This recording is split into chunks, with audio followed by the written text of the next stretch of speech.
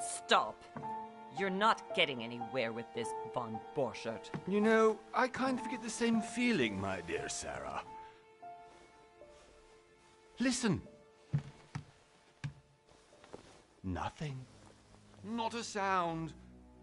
No one's coming to save you. Huh, that's what you think. The Golden Order knows exactly where we are. By the time your ridiculous secret society turns up, I'll be long gone. As for you, nothing will remain of your body. If you touch a single hair on my mother's head, I'll skin you alive. You know, Louis, I have no intention of beating your dear mother. There are more persuasive ways of making you talk. You've stolen something from me that I intend to get back. Where have you hidden it? Von Borchert, you can't sell that book on the black market anymore. This is finished. We know you're planning on selling it at one of Lord Mortimer's parties. All right? Just tell us who the buyer is and we can make a deal. You've no idea of the trouble you've gotten yourselves into.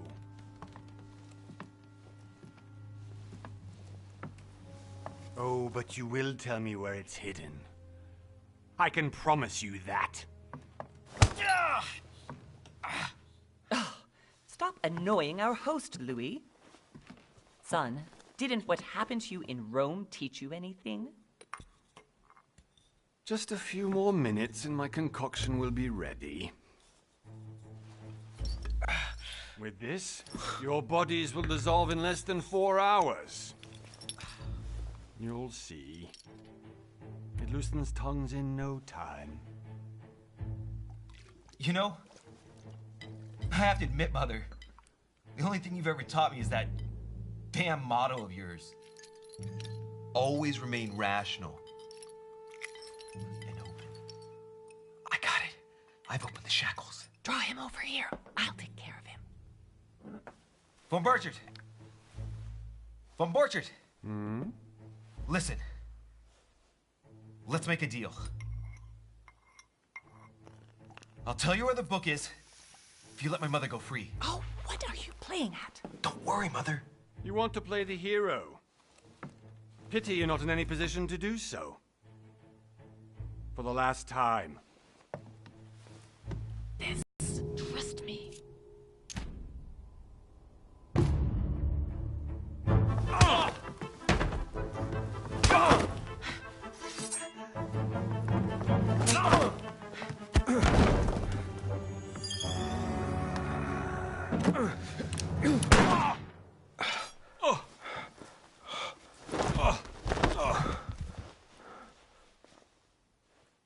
For God's sake, Louis, I told you to let me do it. Let me see. You know, I was in control of the situation, Mother. Oh, tell that to your nose. It's because of this kind of reaction that I prefer to work alone. You ought to learn to trust me, Mother. You know, can't you be happy for once? We finally cracked the Von Borchert case. He was just a middleman. He would have been more useful alive. How many times must I tell you? You must never put your life on the line for me. You're much more important than you can ever imagine. Right, let's go now.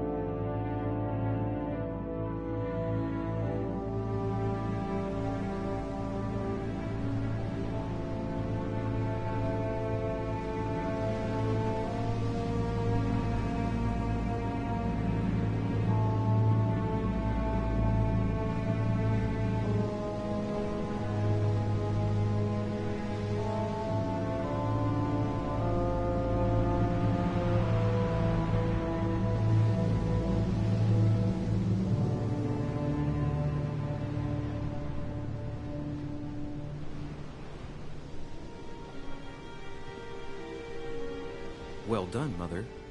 You just had to pick up Von Burchard's trail on your own, didn't you? You ditched me in Paris with no explanation, and off you go to infiltrate one of the world-renowned receptions of this Lord Mortimer?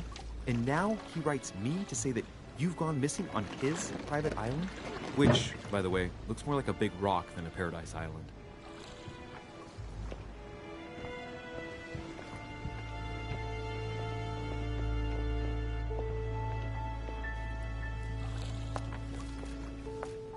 The least he could do is explain to me how he managed to lose you.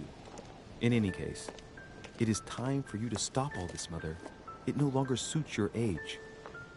Well, I'm sure I'll find you once again, slogging through the caves beneath the island, searching for some long-lost mystical object that you just can't live without. I'm already hating this trip, and all I've done is think about it. Contrary to what one may be able to imagine, it was not the host himself who invited me. Well now, Duchess, we find ourselves both invited by Sir Holm. Well, how very amusing. Perhaps we have some common interests, Your Eminence. Is this your first time at one of Lord Mortimer's legendary parties? Oh no, we have been friends since long ago. But as I'm doing some business with Sir Holm, the invitation came from him. Well, I simply can't wait for all the festivities to begin. And you, good sir, what brings you here?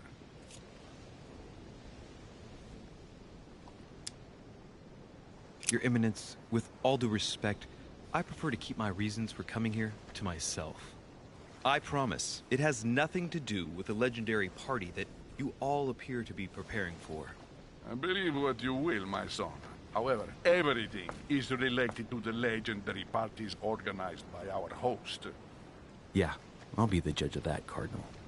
Anyway, consider yourself fortunate, young man, because there are many who dream of simply one day setting foot on this island, and only a very few ever make it.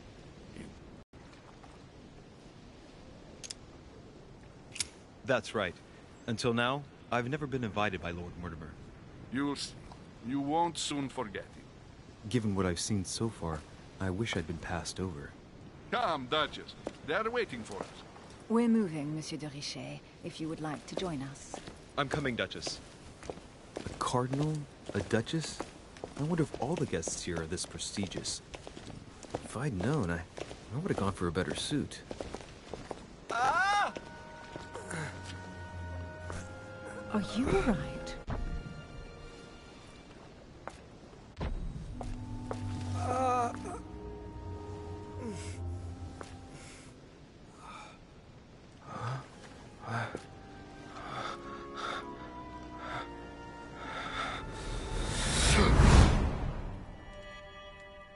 Mother? Oh shit, your hand! So? Okay, it's done. Did you put it in a safe place? Yes. I made sure no one was following me. Don't worry, Sarah, no one's going to find it. Are you absolutely sure? Yes, I'm sure. Right. Just one thing left to do. No, Mother, don't! What? Have you lost your mind? There's no other way. If you kill me, you won't find it. That is the point, my dear. No one must ever put their hands on it again. No. But I trusted you. No, Sarah. Don't. No. No! You can run if you want to, Sarah, but you will pay.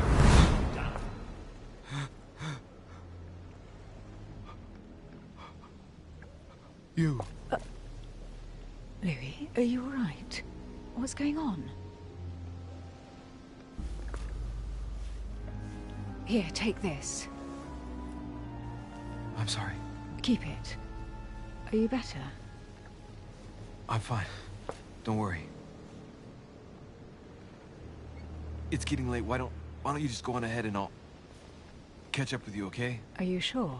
Yes. I'm sorry. I'm sure, yes. Fine.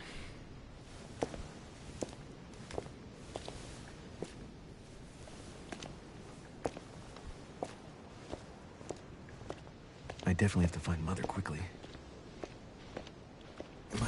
crazy or what? This can't be real. The Duchess arrived with me. What's happening to me, for God's sake? I absolutely need to find you, Mother.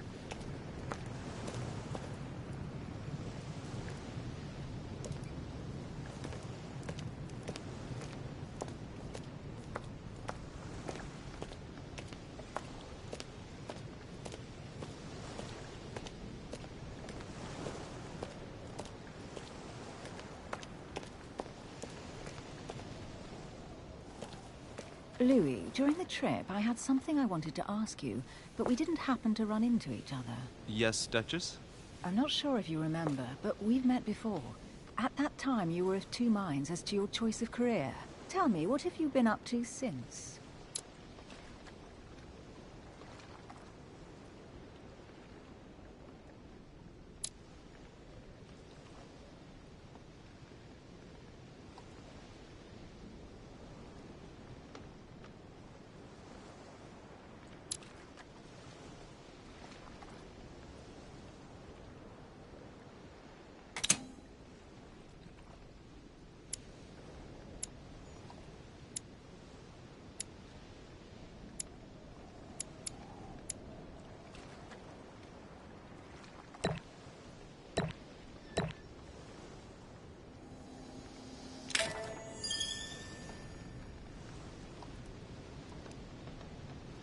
I have been involved in all sorts of unsolved cases. Have you ever heard of the Abbey of Hexham? Vaguely. An ingenious scam involving mass manipulation on a scale never seen before. There was a cavern under the abbey, wasn't there? Exactly. The wind would blow in through spouts, creating a terrifying howling sound. So, to stop the howling, the priests called for offerings from the peasants. And if they brought enough money, I'm guessing the priest stopped the howling. A perfect trick to fool simple souls. Admit it, Duchess. That story kept you in suspense, didn't it? Yes, it did. I'm delighted to find out that you were the young and brilliant French investigator. For someone who only remembers the case vaguely, your memories are very clear. Well, they say I have the memory of two people. But please, call me Emily. Fine, Emily. Tell me, I was actually helped on that case by my mother. You wouldn't know her by any chance? Wait, Louis. We've already met. You do remember me, don't you?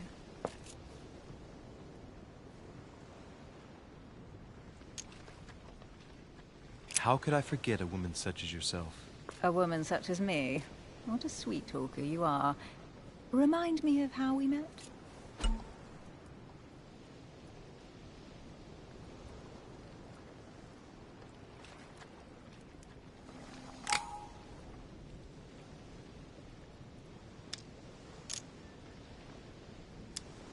Emily, it hurts me that you could doubt my sincerity. I thought we'd gotten over that stage by now. Don't take it like that, Louis. I was only joking. I thought you were making fun of me. I thought you were someone I could trust. I'm hurt to see that you're still at this stage of testing me, Duchess. Listen, Louis, I am sorry. I really didn't want to hurt you. Forget what I just said. It was clumsy of me. If you say so. Let's go with that, then. Didn't see me, didn't know me. Push any harder and I'll make a fool of myself. Right, time to go to the manor.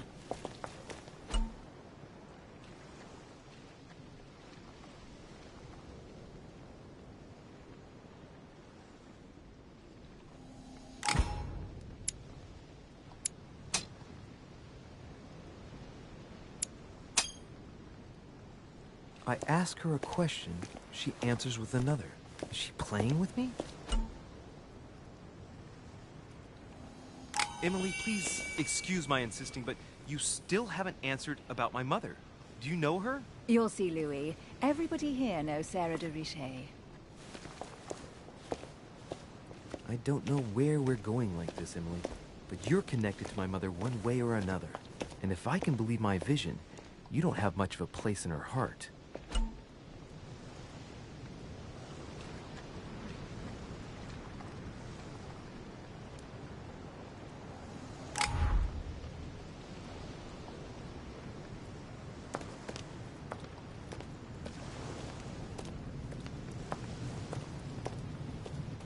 Good evening, sir. May I ask your name, please? Louis Moras de Richet. Monsieur de Richet, delighted to welcome you among us, sir. You must be Sarah de Richet's son. I must tell you we are doing our utmost to find your mother as quickly as possible.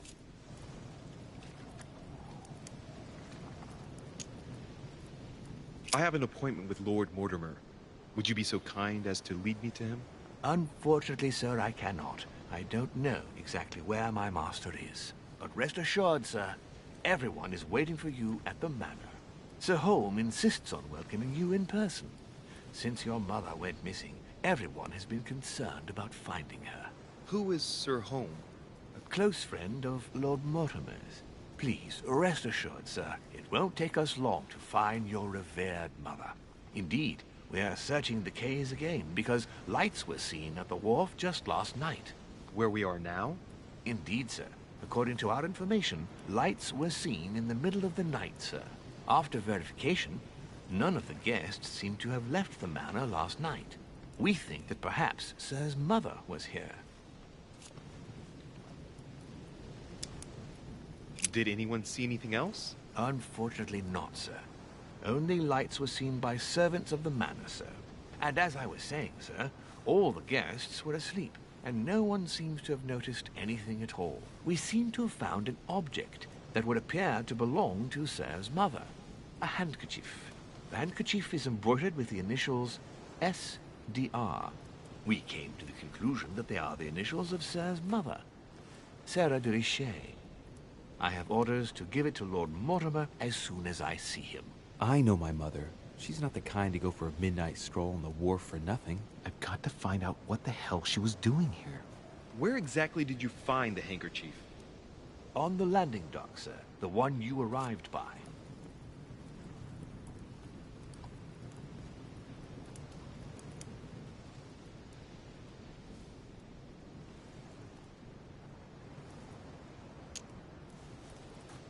Pass me the handkerchief. But sir, my orders were to give it to my master. Are you refusing to give me my own mother's personal belongings? Even though she was greatly looking forward to meeting your master, she's gone missing. And you seem incapable of finding her. Oh, but sir, please. And to top it all off, you refuse to give me the handkerchief that she so often let me use? Do I deserve such little consideration in your eyes? Is that what you wish me to report to your master? No, certainly not, sir. Please forgive me, sir. I have been such an idiot. Here you are.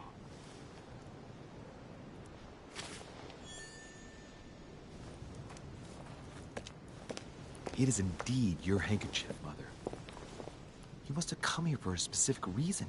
I need to know what it is. Let's think. What could she have been doing out here on this wharf?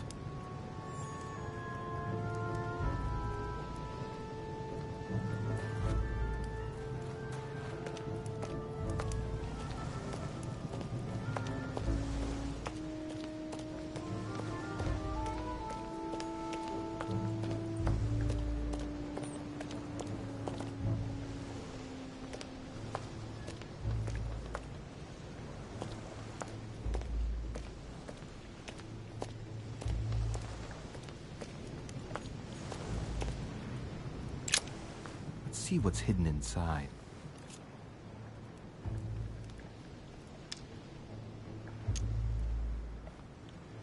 Let's look.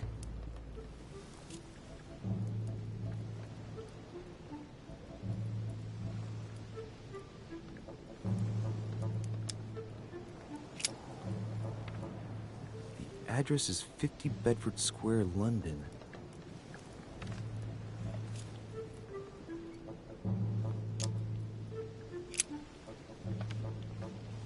It's too badly written, I can't make out the address.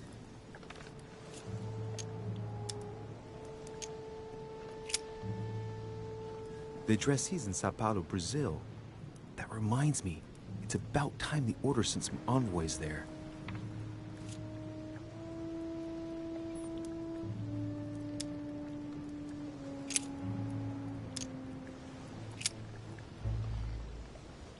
Probably a Dutchman.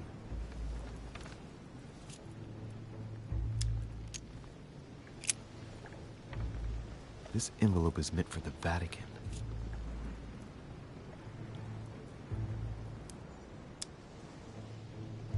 Apparently Apparently this letter is meant for Pope Pius VI, born Giovanni Braschi. I wonder which one of these people is influential enough to write to the Pope in person.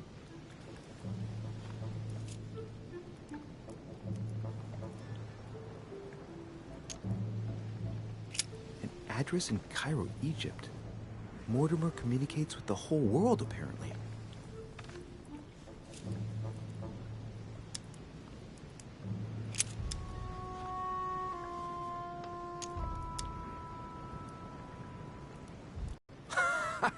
Mother, you test me even when you're not here. It's an anagram of Louis Moras de Riche. You wanted to write to me then. Let's see what's inside this letter. So, Dear Samuel, my stay on Lord Mortimer's island is going wonderfully well. As I find myself in such charming company, I plan to stay a few more weeks. Would you be so kind as to send me a gift that I'd like to give to our old friend Manuel Godoy? I would be most grateful. I have been told that he's going to join us here soon. I would like to mark the occasion. Thank you in advance. Yours devotedly, Sarah Faustine de Riche. what is your game here, Mother? What are these strange turns of phrase? Never heard you speak like that. What's going on here? That you write to me under a pen name, okay. But here you go even further, by trying to avoid raising any suspicions should anyone else read it. I wonder if this Godoy is the person you came looking for. Think! Godoy. Manuel Godoy. Why does the name sound so familiar?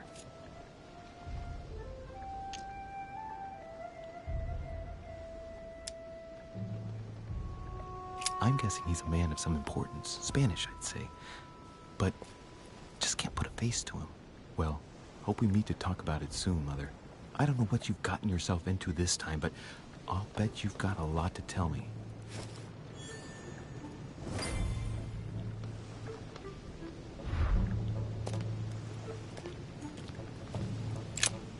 Let's see what's hidden inside. Let's look. A letter written in an Oriental language.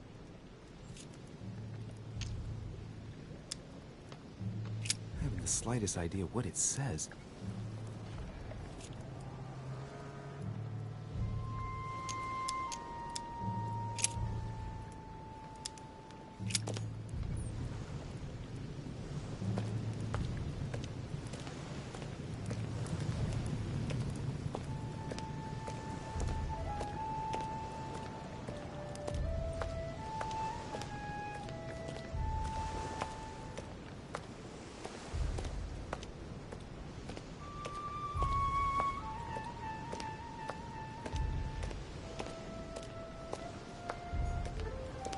Some rope. Apparently no one's touched it for a good long time.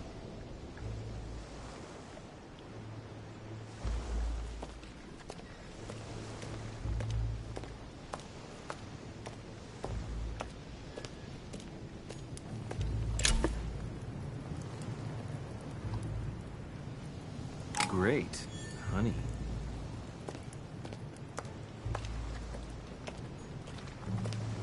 A sack of seeds. It's unopened. No one seems to have used any. Must be an incredible view from up there. Impossible to set foot on the island without being seen from 300 meters away.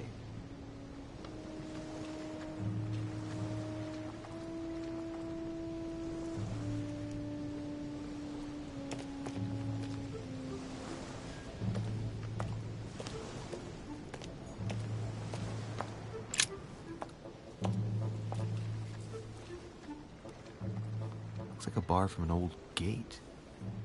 This miserable old bar has been broken fairly recently. The edges are still clean, and the tip is blackened. Without analysis to the contrary, I put my money on cannon powder.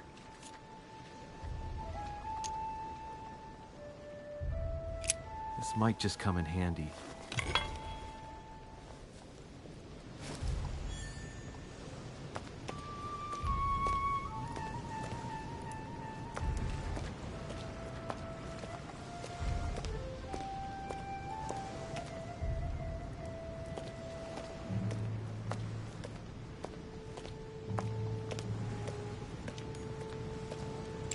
barrel's been broken for quite some time.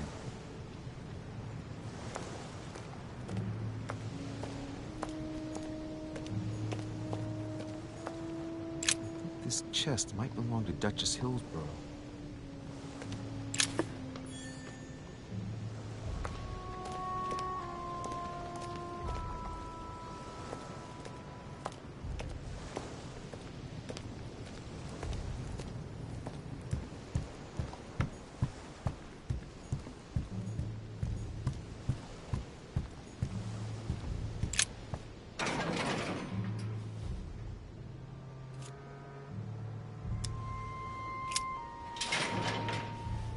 Locked. I'll never get it open barehanded.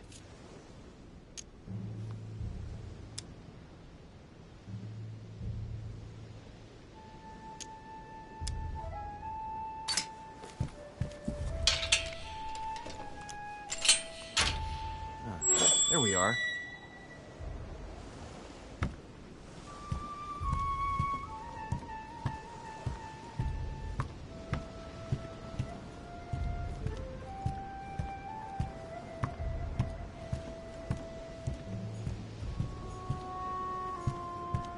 This looks like a pistol case, but it's empty. I don't know if this has anything to do with you, Mother, but if it does, at least now you're armed. Just like in my vision. And none of it's telling me anything useful.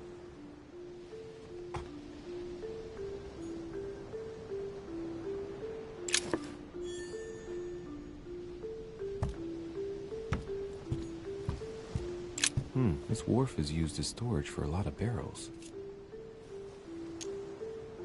Uh-huh. What have we here?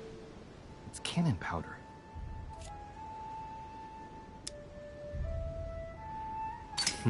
The powder's wet. Not surprising, given the dampness of the dock. It's unusable now. I don't know what the person who left this barrel like this had in mind, but it's a waste. Apparently, someone on this island has gone through a whole lot of trouble to arm themselves. I really must find you, dear Mother, and quickly, too.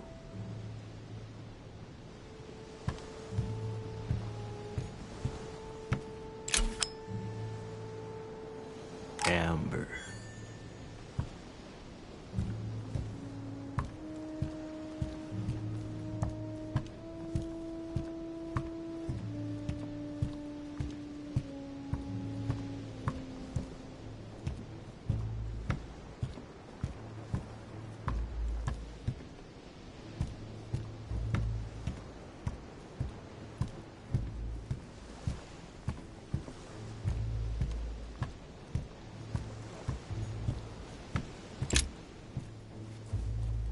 Wooden floorboard.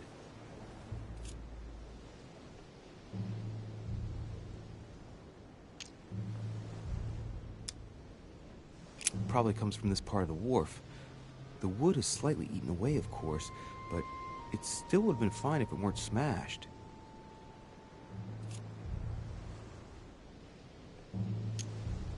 Probably comes from this part of the wharf. The wood is slightly eaten away, of course, but it still would have been fine if it weren't smashed.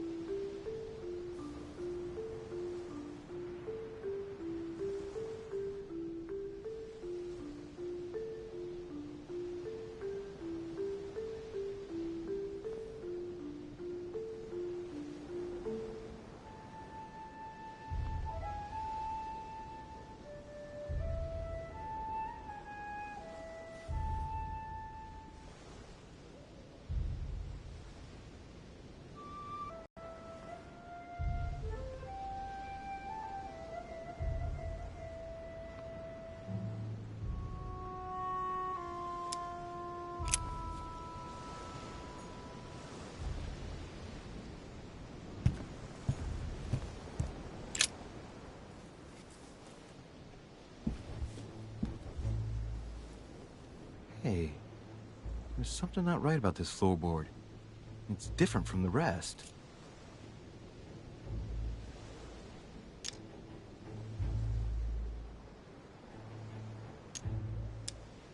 Somebody replaced it recently, but looks like it's fixed pretty solidly in place.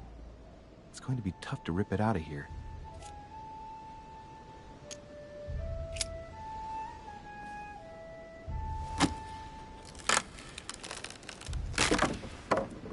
That does it. Let's see what's hidden inside. There's a book and also a bag. The Mysterium Cosmographicum. I know that book well. Mother used to read passages from it to me all the time. And judging from what I can see, it's the same one as hers. For crying out loud, what's happened to you, Mother?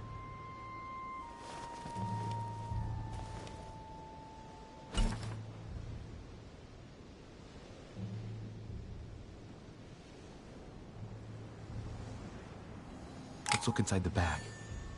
A little food, a few toiletries, a small key, and some kind of black powder.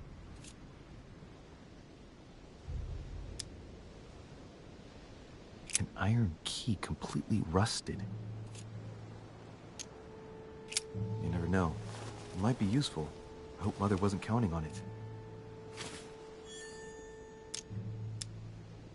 The bottom of the bag is covered in black powder. And judging by its consistency, it's the same type of powder that I found earlier. This just gets better and better. Some fruit, a piece of bacon, and some bread. The fruit's still firm. The bread's a bit stale. From the smell, this food's been here roughly 2 days. And if it's rationed, there's enough left to last 2 more days. Shit, those are definitely my mother's things. I recognize her hairpins. This bag smells of her perfume. A piece of soap, some oils, and her powder puff. But what does all this mean? Right. Just in case, I'll take it all. I'll give it back to Mother when I see her. So, let's go through this. My mother's been hiding pieces of bread between the rotten boards of a wharf in the middle of the night. That's not normal. And if that weren't enough, looks now like she's armed. Meanwhile, she also takes the time to send out letters, reassuring whoever might be interested that she's having a fabulous time here. So odd. So very odd. And that's not even all I've noticed. But maybe I ought to move on to the manor now. They'll be waiting for me. At least I hope so.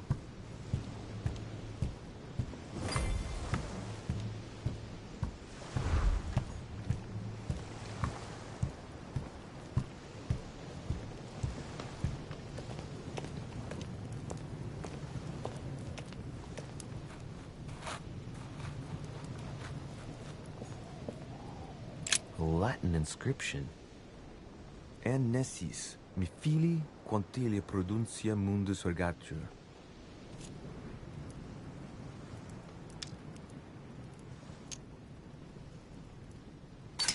You don't know, my son, how little wisdom the world is governed with. I tend to agree.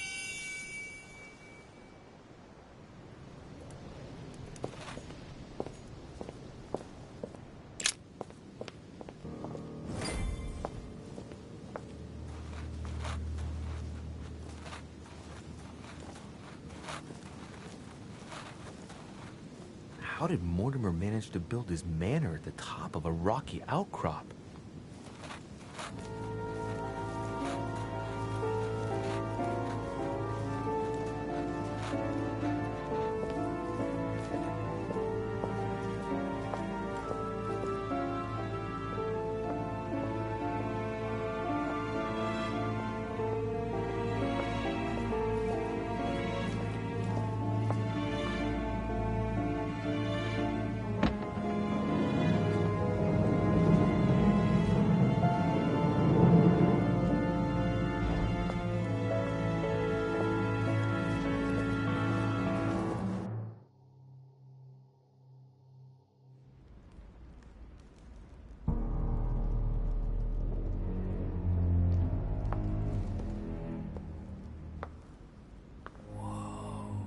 Impressive.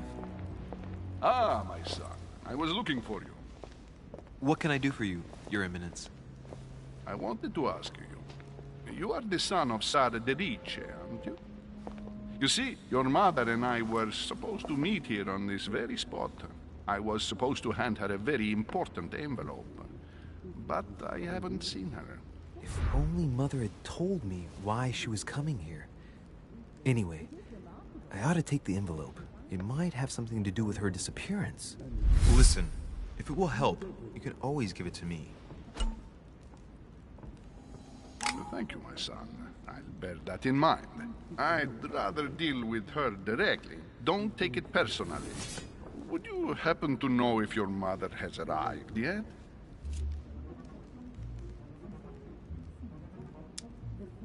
Certainly, Your Eminence. Mother got here some time ago. I was hoping to find her when I arrived, but given the hour, she must be asleep by now. Right. I shall see her tomorrow, then. By the way, Your Eminence, I wasn't aware you knew my mother. Ah, if you only knew, my son. I hold your mother in the highest regard. She has rendered great service to the church, and her help is invaluable. I hope that you will follow in her footsteps. Only she had told me where she was headed. Nonetheless, our exchanges have always been discreet, and I should like them to remain as such. If your mother wishes to speak to you about us one day, I will not mind if she does so. That is commendable. But as we work together on a daily basis, it is surely just an oversight. Most certainly. You said you work together. What do you do exactly?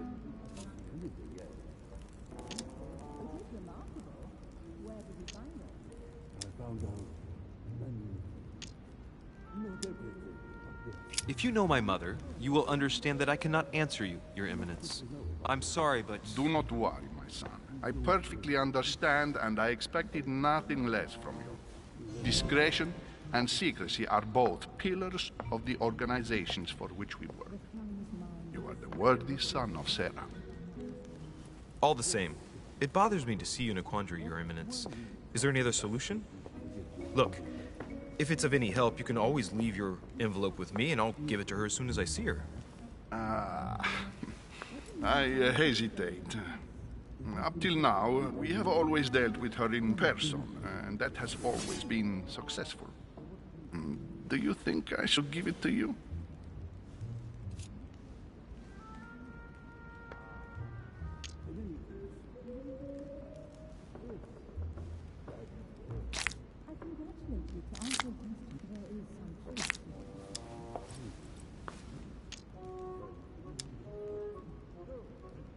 Look, you seem hesitant.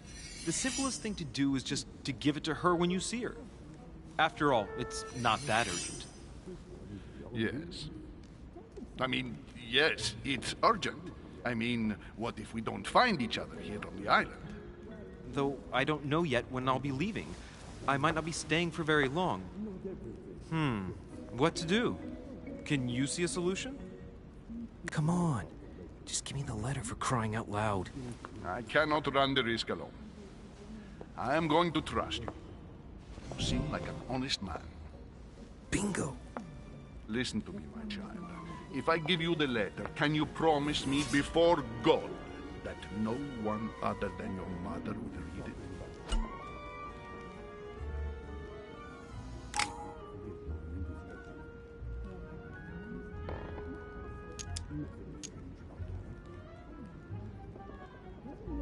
Your Eminence, that is just not possible for me.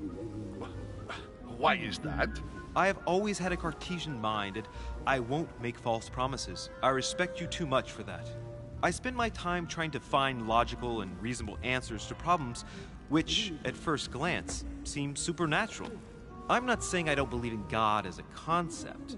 I just don't believe in the God of your sacred texts. And I don't want to lie to you. Even though your answer does shock me, my son, I shall only hear your honesty. Listen, let's stop there.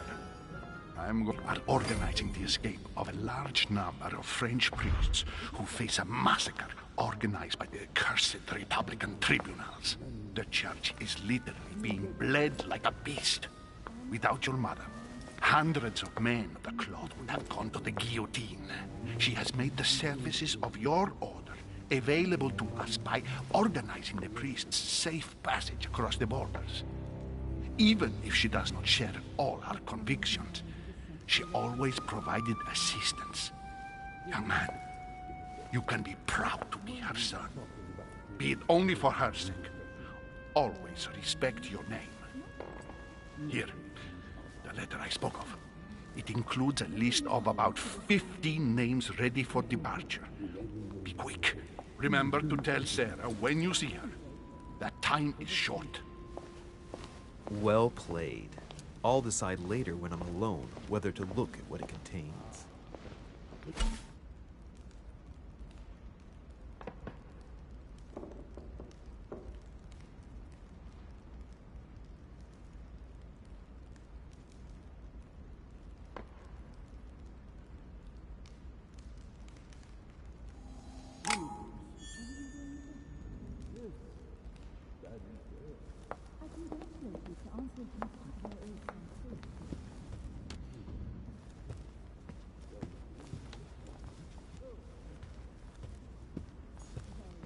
Crucifixion of St. Peter. He was crucified upside down, out of humility. Surprising for an entrance hall.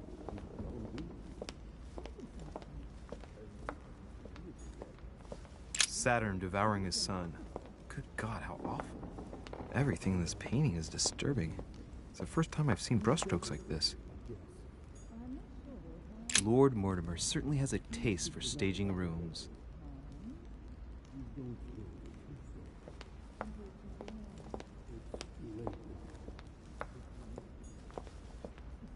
Blind Oedipus. Blinded himself. What a tragic destiny.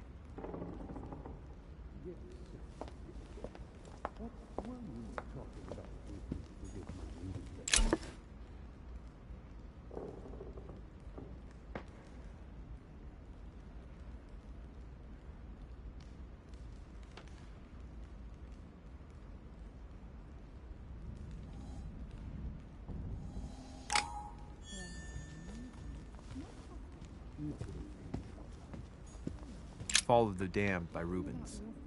The man who cannot achieve the salvation of God the Father is offered to fall into the depths of the abyss. Maybe I should introduce myself to the other guests first.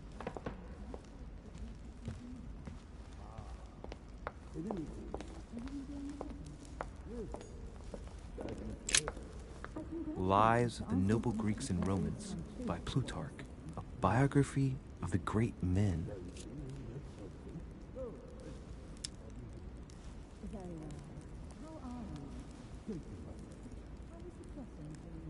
Open to Brutus's page. Caesar, stabbed by multiple blows at once, sees Brutus raise the dagger on him. Then, covering his head with his robe, he delivers himself to the arms of the conspirators. Nice family. Let's keep it. Might come in handy someday.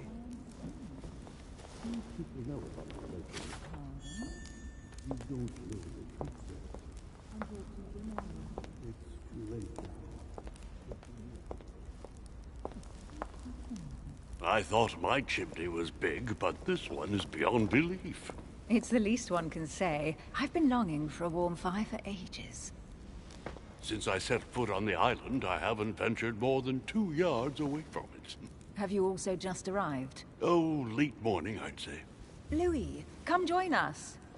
Monsieur, may I introduce you to Monseigneur His Eminence, Cardinal Piaggi. He joins us straight from Rome. Oh, just call me Your Eminence. It's simpler. George Washington, President of the United States of America. Delighted at last to make your acquaintance, Mr. President. Pleased to meet you, Mr. President. Louis Moras de Riche. It is an honor to meet you. Young man, let's keep it simple, please. Let us forget our fancy titles. Nice to meet you, Louis. I should imagine you never thought you'd be in such company. I must admit that I didn't. It's the first time that I've ever met so many illustrious personalities. And you haven't seen anything yet. Generally, when Lord Mortimer organizes one of his receptions, There are over a dozen people here. They can't all be here yet, and you'll see, most of the time there's only the upper crust. And I noticed you were already getting to know His Eminence at the entrance. It's the perfect place to build up a network. What were you talking about, if you'll forgive my indiscretion?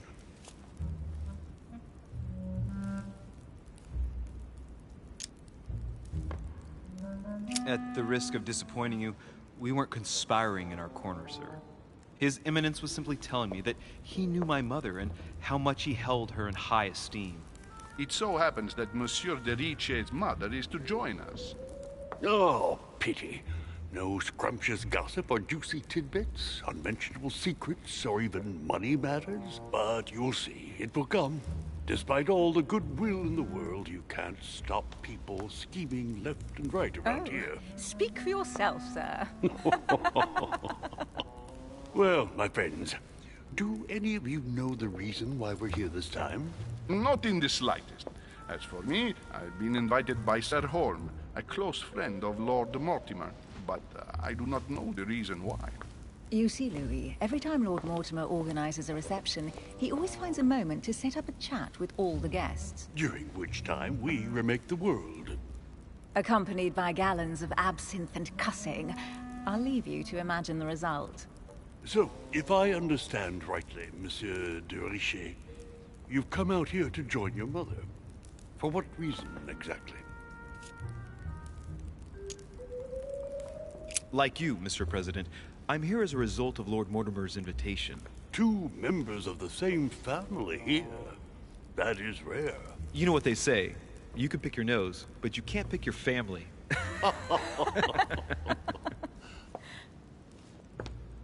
Seriously, though, I know your mother well. Stay behind with me afterwards, and we'll take a moment to speak about her.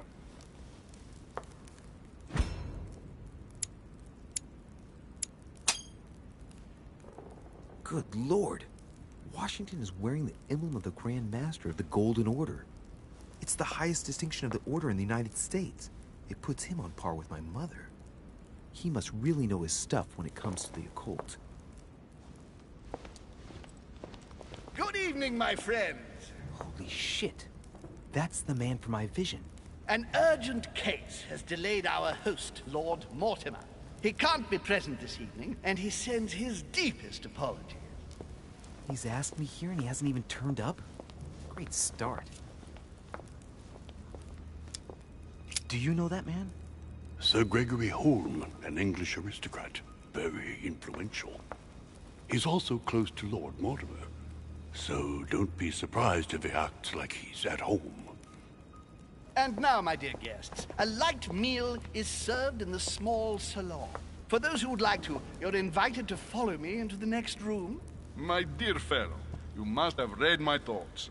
I shall follow. We'll have to be careful not to make too much noise.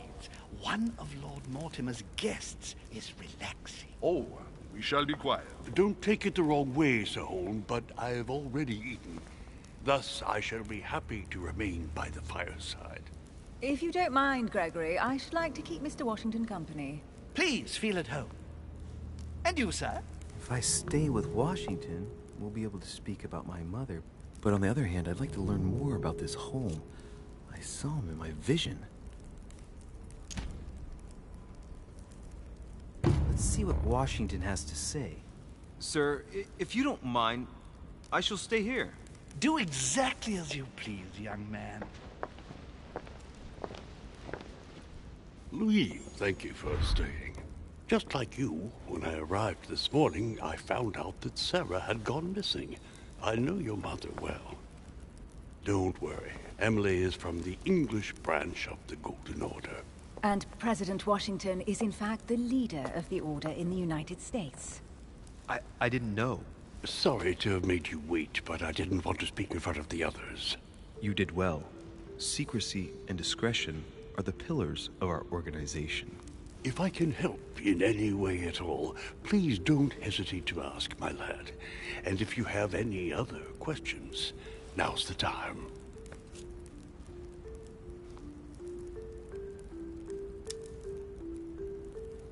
Mother has always had a fascination for Lord Mortimer, but has never wanted to tell me why. Lord Mortimer is a remarkable man. He's wealthy, and is advisor to the very highly placed. Your mother is the head of the Order in France. It doesn't surprise me that he asked her to come. Lord Mortimer greatly contributed to financing my electoral campaign, for example. But I want this to be clear, without ever seeking to gain an advantage. And that is to his credit. Yes, you can trust him.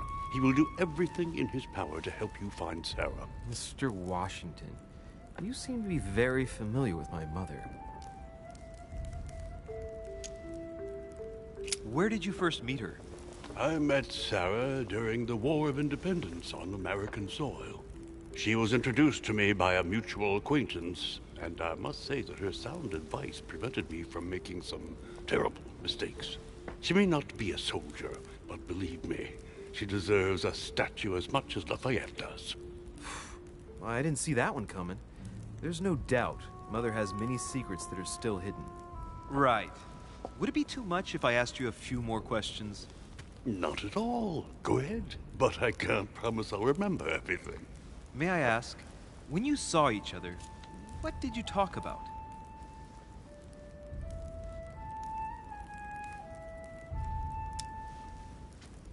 My mother has always been fascinated by strange powers. Did she talk to you about anything like that? Yes. Her facility for discerning truths from rumor served me well. Such as preventing massacres, like the one at Salem, from happening again. Or convincing people that horsemen cannot ride around without heads. What was it that she used to say now? Keep an open and logical mind? Yes, that's it. Thank you, sir. I was hoping to speak with Lord Mortimer. At least now I have some information, thanks to you. I repeat, Lord Mortimer is a man of his word. You won't be disappointed. And I am...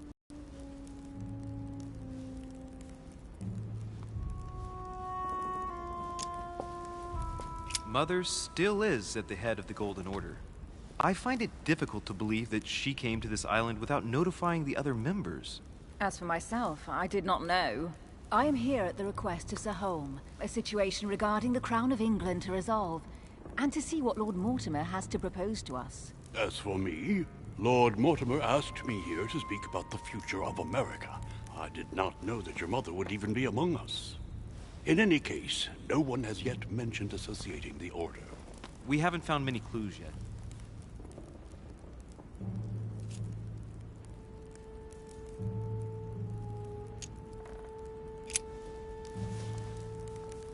But I did find a book that belongs to my mother. Where did you find it? That's what worries me. I found it hidden on the wharf.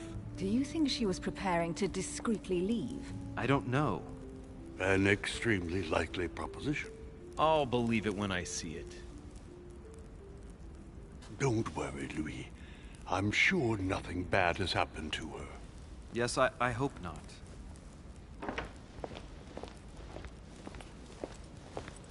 Careful, they're coming back.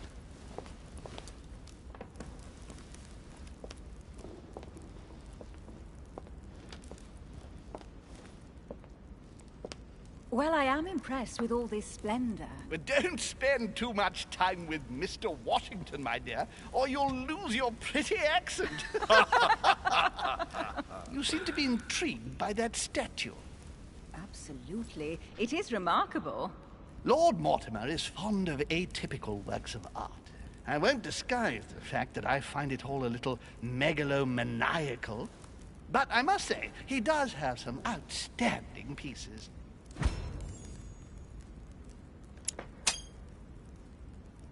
The statue is impressive, and so are the paintings. Rubens, the Caravage, Guignero. Lord Mortimer has very good taste, and the means to express it. Oh, I see our young sir is a connoisseur. Yes, in my spare time. Yet, I couldn't tell you who the artist of that painting there is.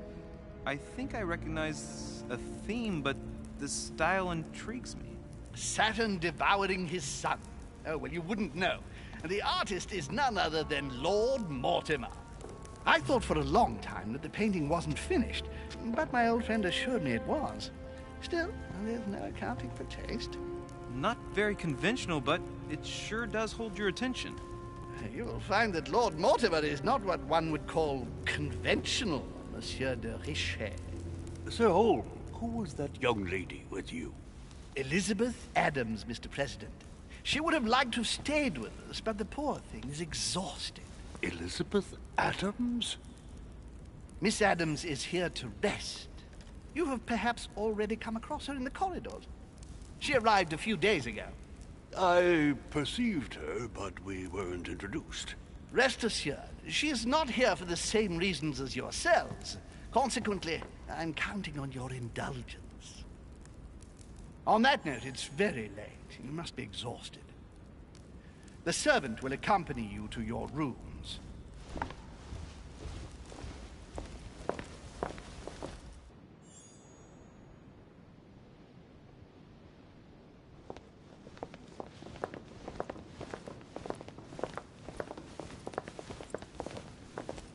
Ladies, gentlemen, I bid you all good night. Mr. President, Your Eminence, Duchess, you have the same rooms as usual. You, Monsieur de Richet, will find your room at the end of the corridor. Well, my friends, I am bone tired. I am off to my bed. See you in the morning. Good night, sir. I shall do likewise. Louis, I shall see you in the morning. Sleep well. Good night. See you tomorrow. Oh, man. It's been quite a day. Right. Where is my room?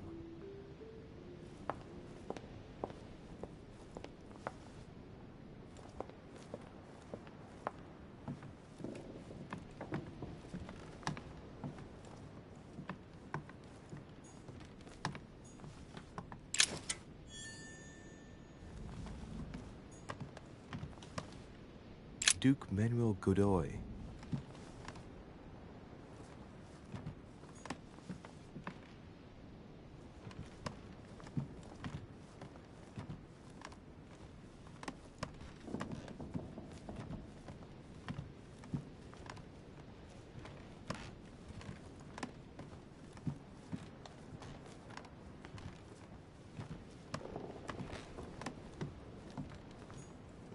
Huh, that's me.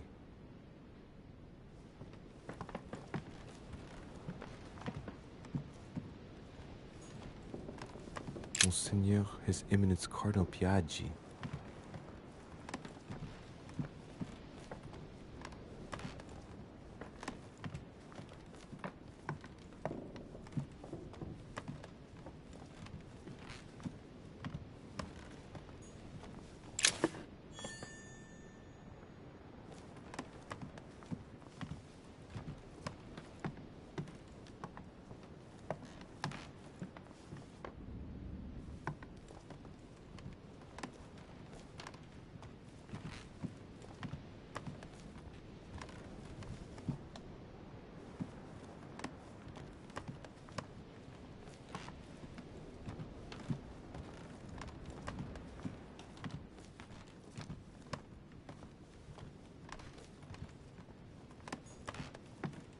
President George Washington.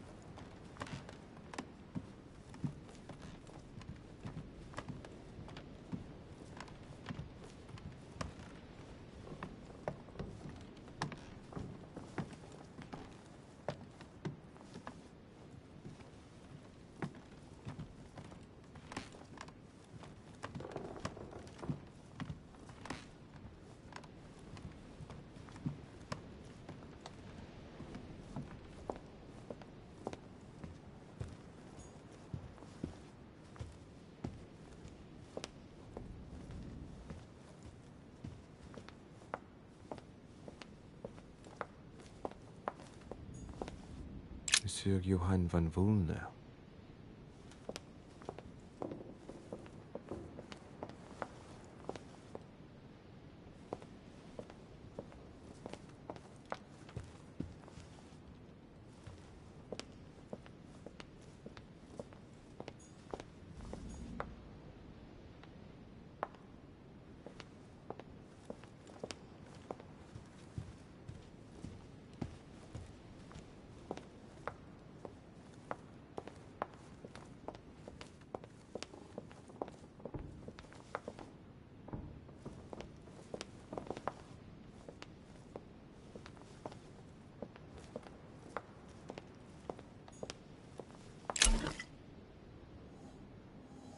Golden elixir.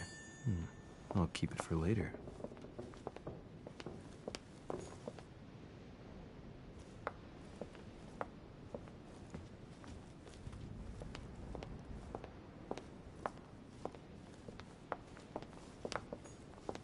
Sir Jacques Perru?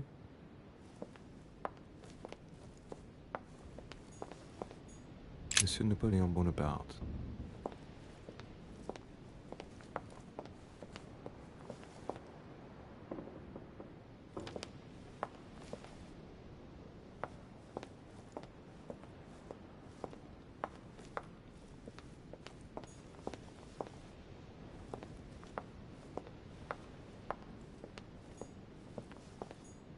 Duchess Emily Hillsborough.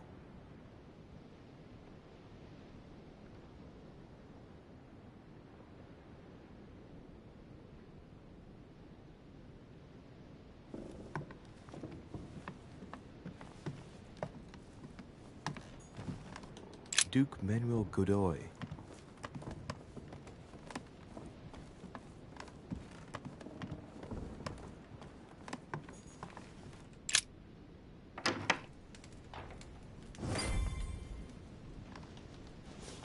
Right. So what shall I do with this letter? It might be about my mother's disappearance. But if I open it, I'll be betraying Biaggi's trust. What should I do?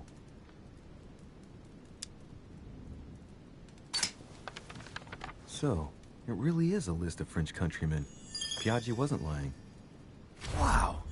Nice room. Mortimer sure doesn't do things halfway.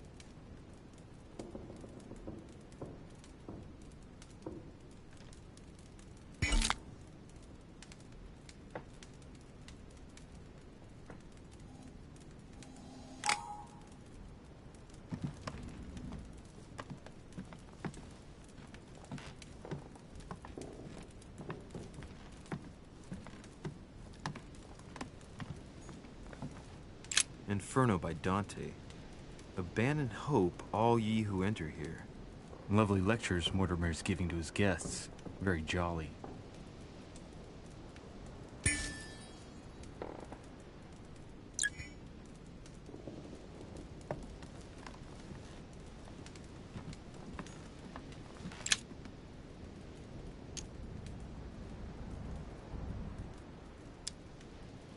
Golden elixir.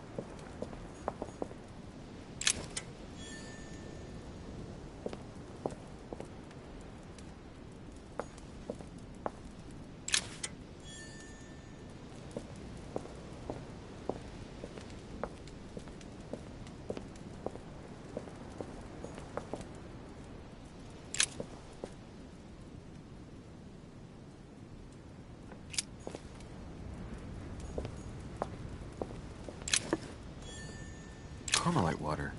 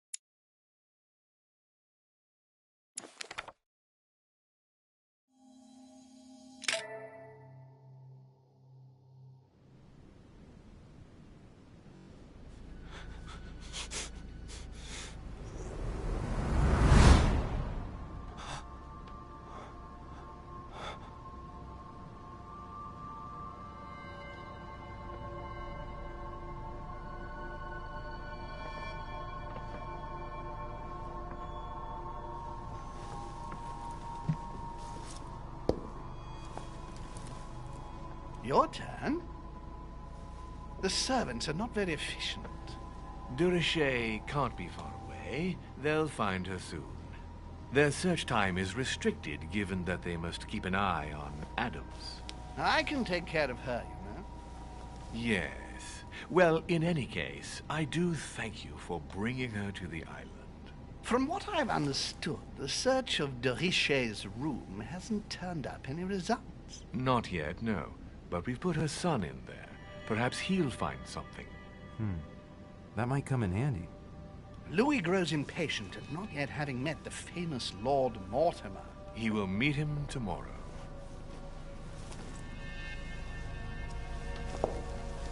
Oh, what a pity to lose a knight at the start of the game. Are you waiting for someone? A young French soldier. During our game of chess? Don't worry, Gregory. The game won't disappear.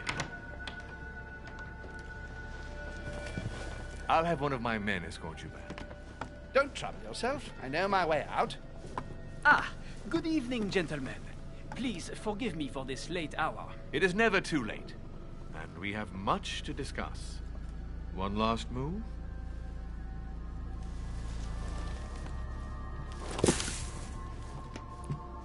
Don't worry. Our games always seem to end like this. Or always start like this. Come, take a seat, my friend.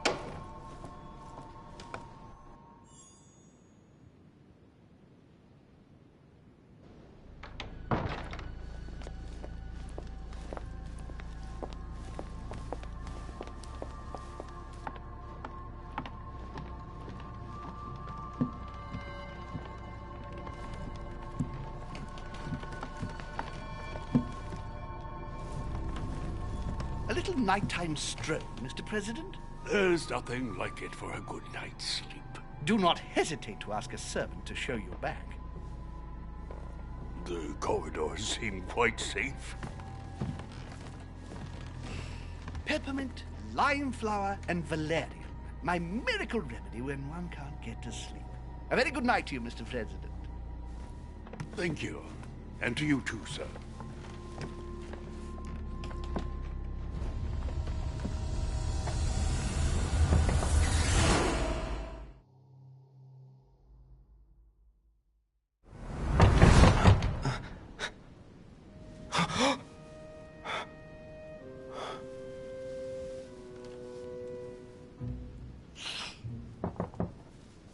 I'm coming.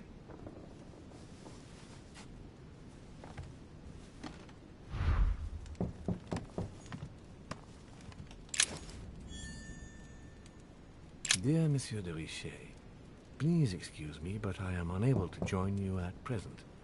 However...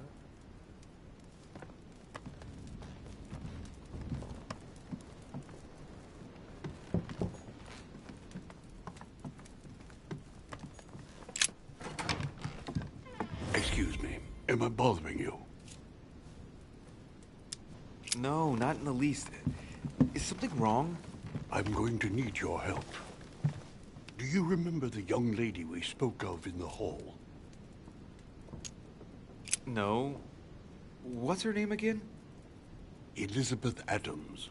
Well, she is the daughter of my friend, the Vice President, John Adams. But she is supposed to be dead.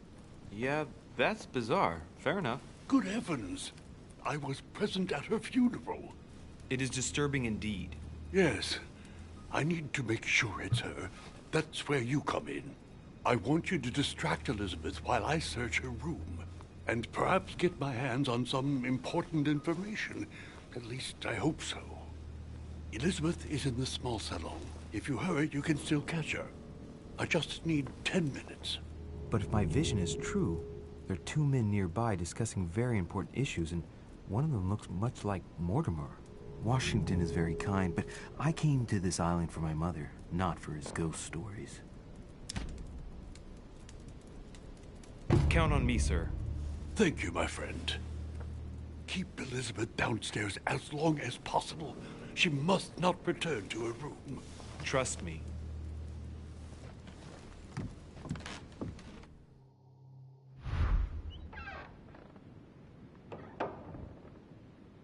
According to Washington, Lady Adams is in the small salon. I better hurry.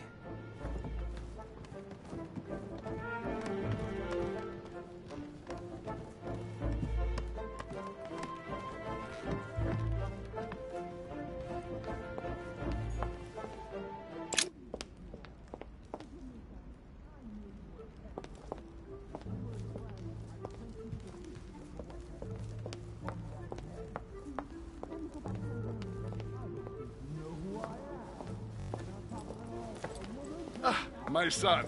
Oh, you are a godsend. What's the matter, Your Eminence? I believe Miss Adams may be in danger. What do you mean? Do you hear that? She's being manhandled in this small salon. By whom? I don't know exactly. A thug, a Frenchman, it seems. By the cut of his cloth, I'd say he's a member of the French Revolutionary Government. You should do something, my son.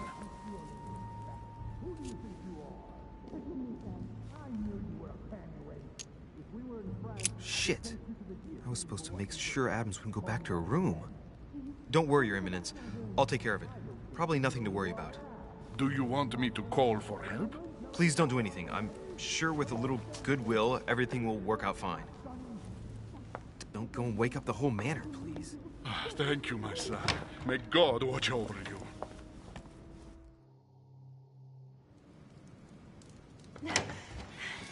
Who do you think you are? Forgive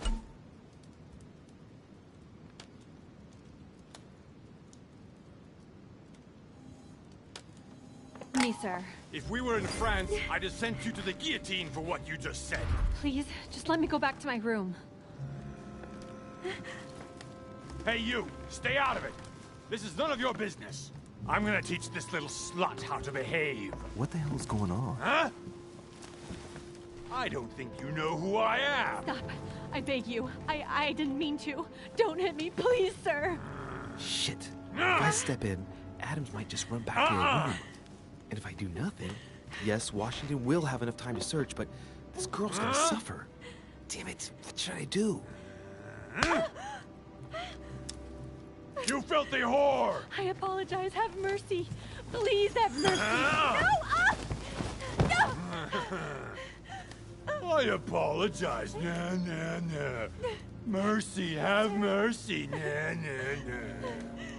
Where's that smart mouth now? I'll teach you a little respect. Huh?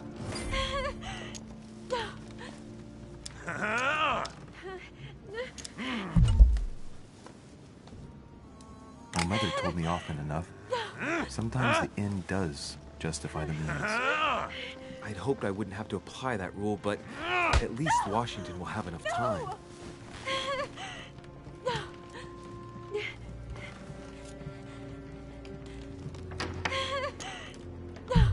Given the mess, talking's not gonna help anything.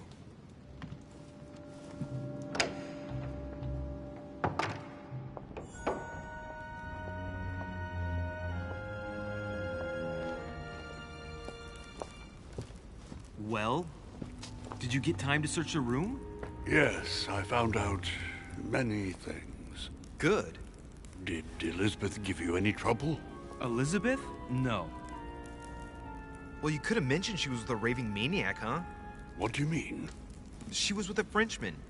He was about to beat her when I arrived. What the devil are you talking about?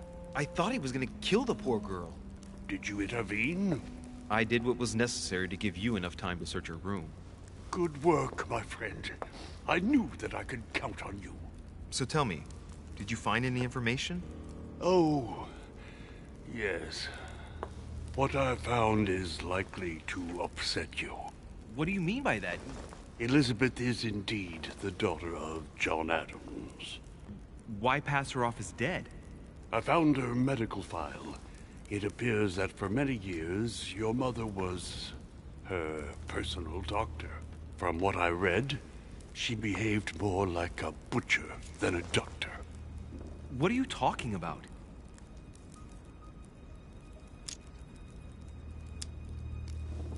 I'm not a child. What's going on here? John believed that his daughter was possessed.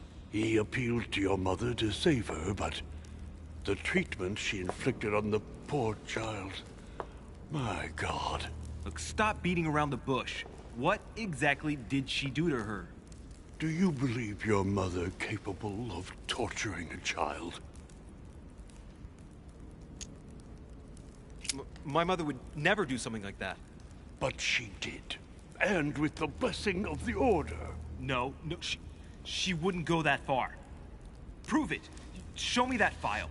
I left it in her room so as not to arouse suspicion. My mother's not a monster. I do not doubt that your mother meant well. But the techniques described in the file, it is pure torture. Please, I need some time alone. I have seen some horrors in my time. But if what is written in these damned documents is true, be brave, my boy.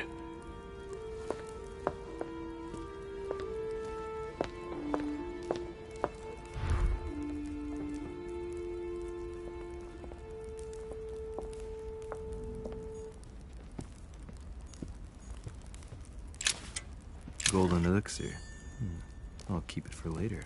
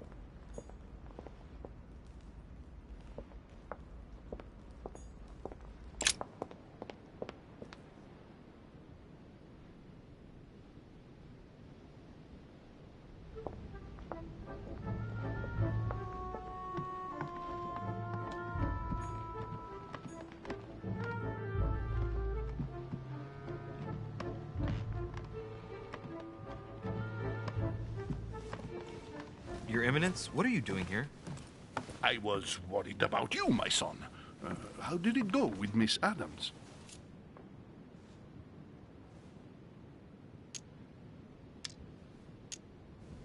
It could have been worse. Let's say that Miss Adams will remember it for a couple of days. What? Did you not intervene? Of course not. What did you want me to do?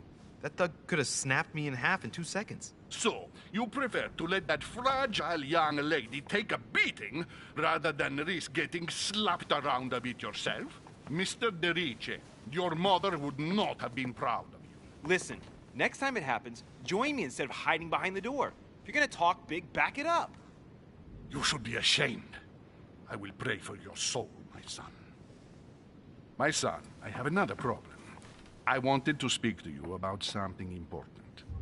Do you still have my letter on you? The one I gave you in the hall? Why do you ask? I have a name to add to it. Here it is. Thank you, my son. Ah, I see that it's still sealed. I was right to put my trust in you, Louise. Give me 1 second, please. I can't imagine what would have happened if I hadn't added this name to the list. Please, be sure to give this letter to Sarah the moment you see her. You can count on it. Have a good night.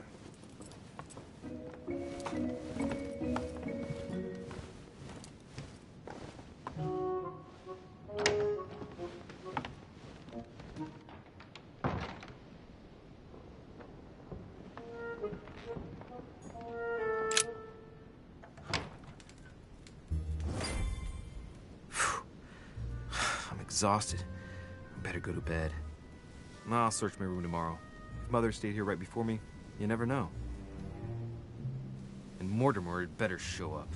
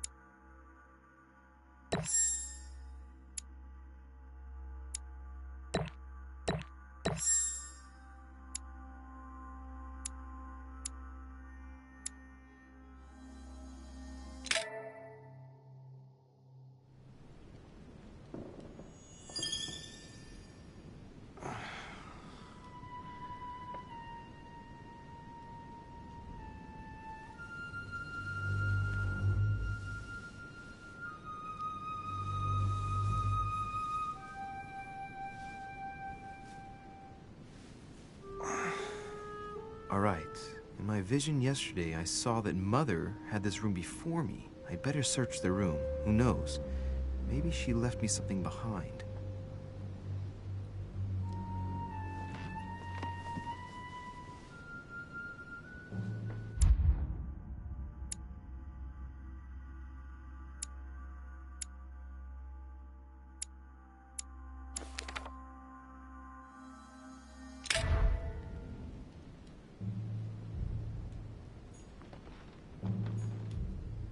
I haven't even had time to unpack my cases.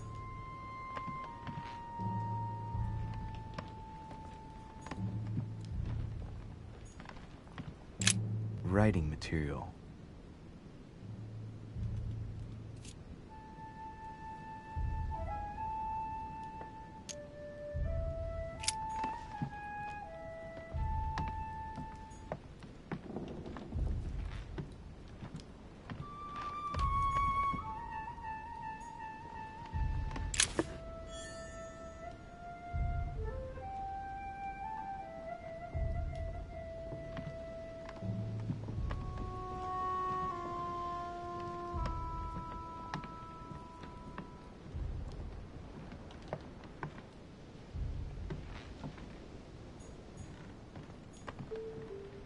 Inferno by Dante.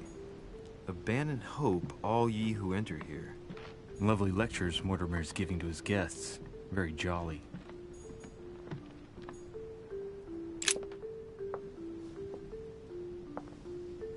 There's a circle around the lock here. Must be the trunk Mortimer was talking about. The key should open it.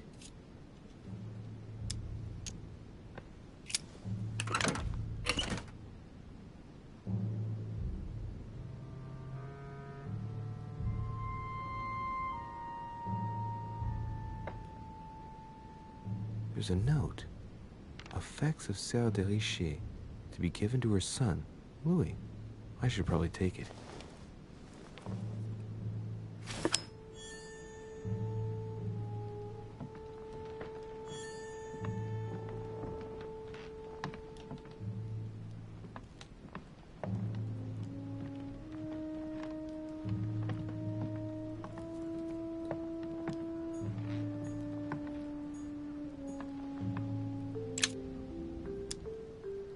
Amber crystals. Oh, this bookcase is well stocked. Oh, this book has been put back the wrong way round.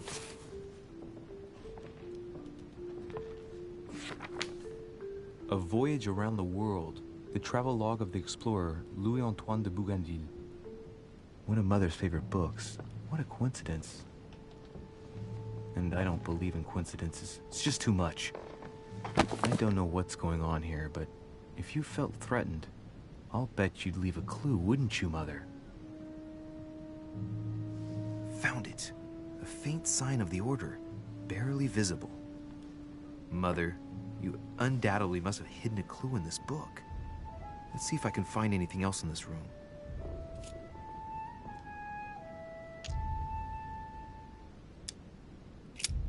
I'm not far from solving the puzzle. I must keep searching.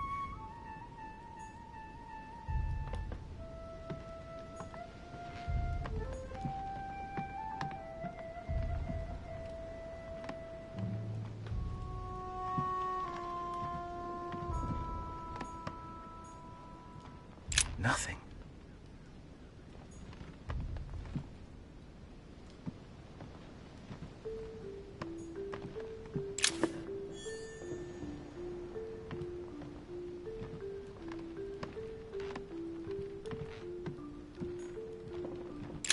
Writing material.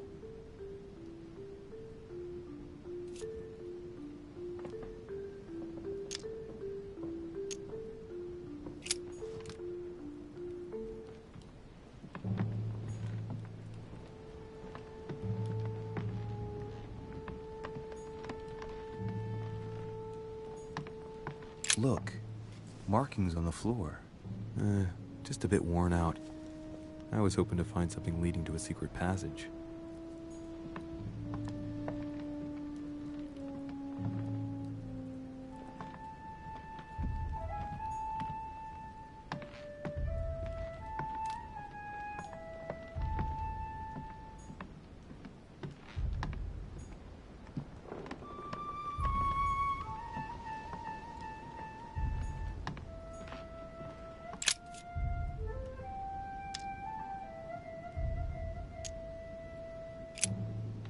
Not far from solving the puzzle. I must keep searching.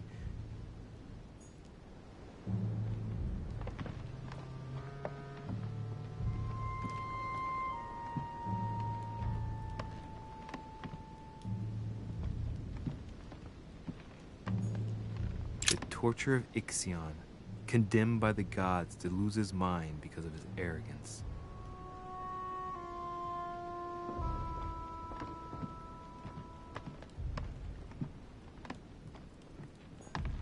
The incredulity of St. Thomas. Why is Caravaggio representing St. Thomas putting his finger in the wound? Thomas looks on but doesn't touch. Last Judgment. Why do I always get the most terrifying room? Dear Monsieur de Richer, please excuse me, but I haven't even had time to unpack my cases. Inspiration of St. Matthew, or Matthew writing his gospel, dictated to him by voices.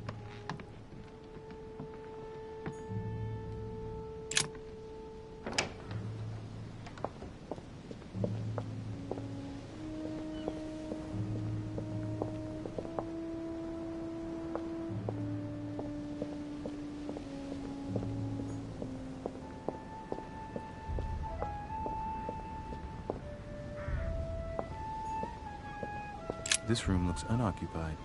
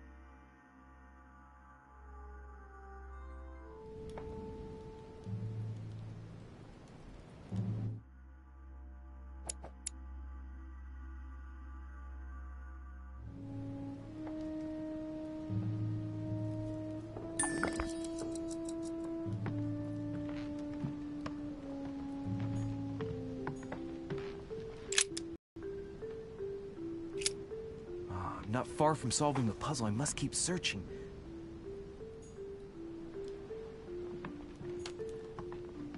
Look, markings on the floor. Just a bit worn out. I was hoping to find something leading to a secret passage.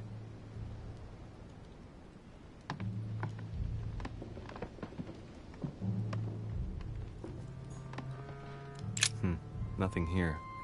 I wouldn't mind a nice, strong coffee, though.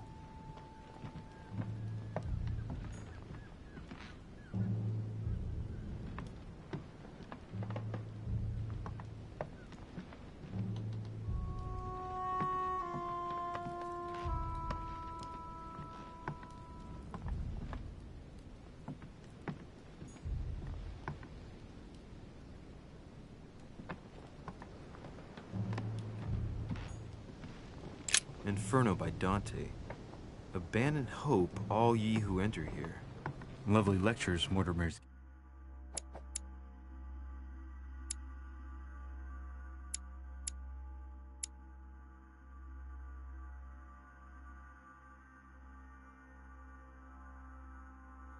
To his guests, very jolly.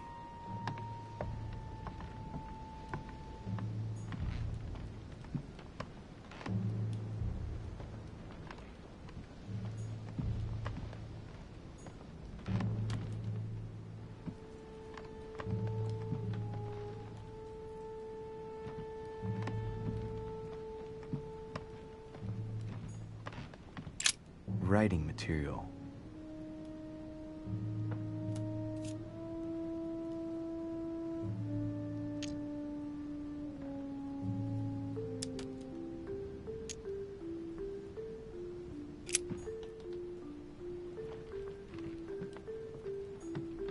The incredulity of St. Thomas. Why is Caravaggio representing St. Thomas putting his finger in the wound? Thomas looks on but doesn't touch.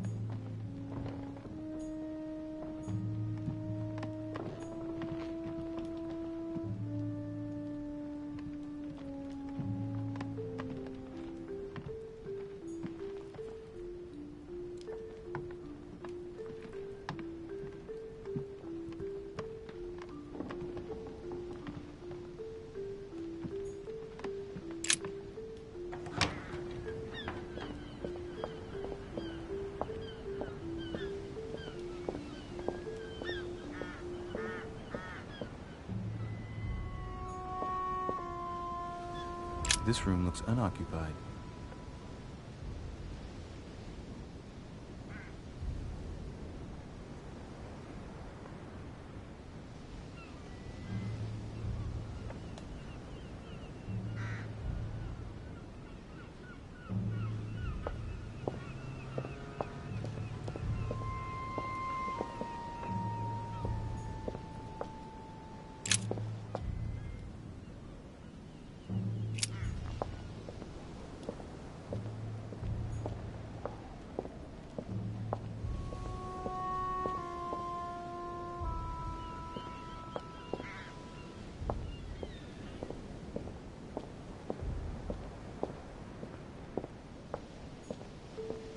Priest's robe, crosses. Must be Piaggi's room.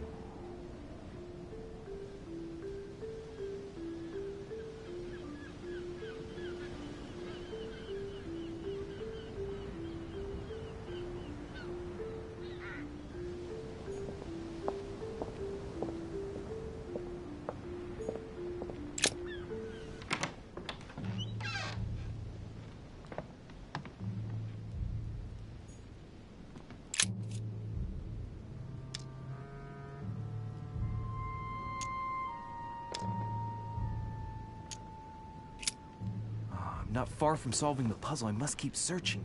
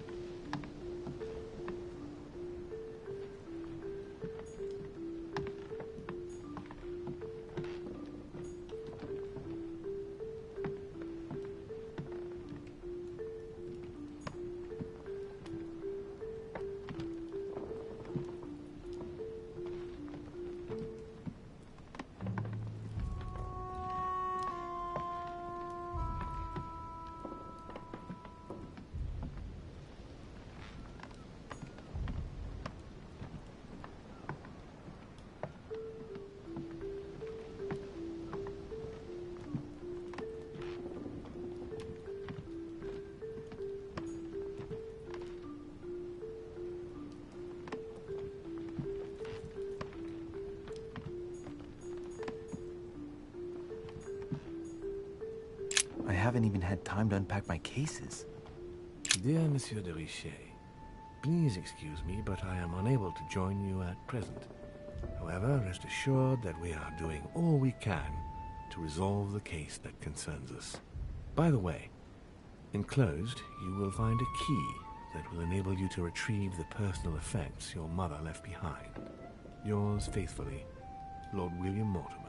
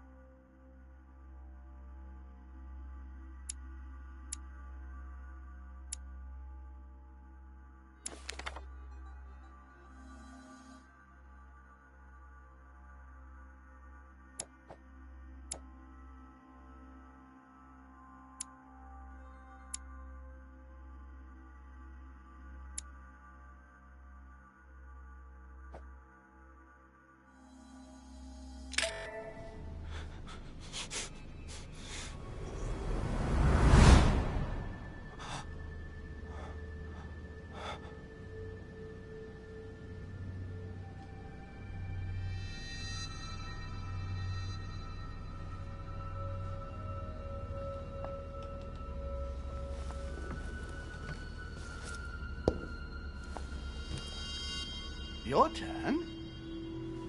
The servants are not very efficient. De Richet can't be far away. They'll find her soon. Their search time is restricted, given that they must keep an eye on Adams. I can take care of her, you know. Yes. Well, in any case, I do thank you for bringing her to the island. From what I've understood, the search of de Richet's room hasn't turned up any results. Not yet, no. But we've put her son in there. Perhaps he'll find something. That might come in handy. Louis grows impatient at not yet having met the famous Lord Mortimer. He will meet him tomorrow.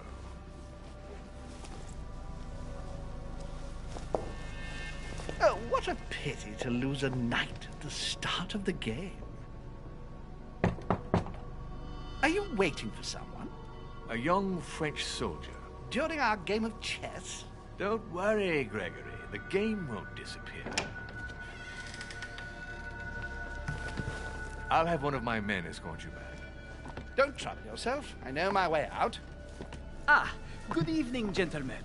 Please forgive me for this late hour. It is never too late, and we have much to discuss. One last move?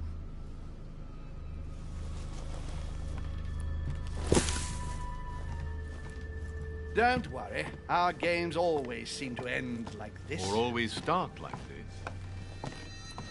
Come, take a seat, my friend.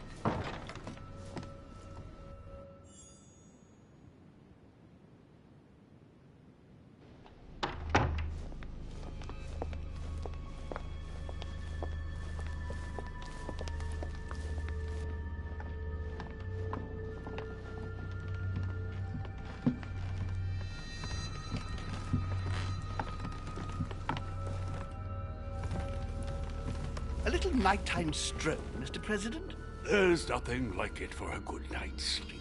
Do not hesitate to ask a servant to show you back. The corridors seem quite safe.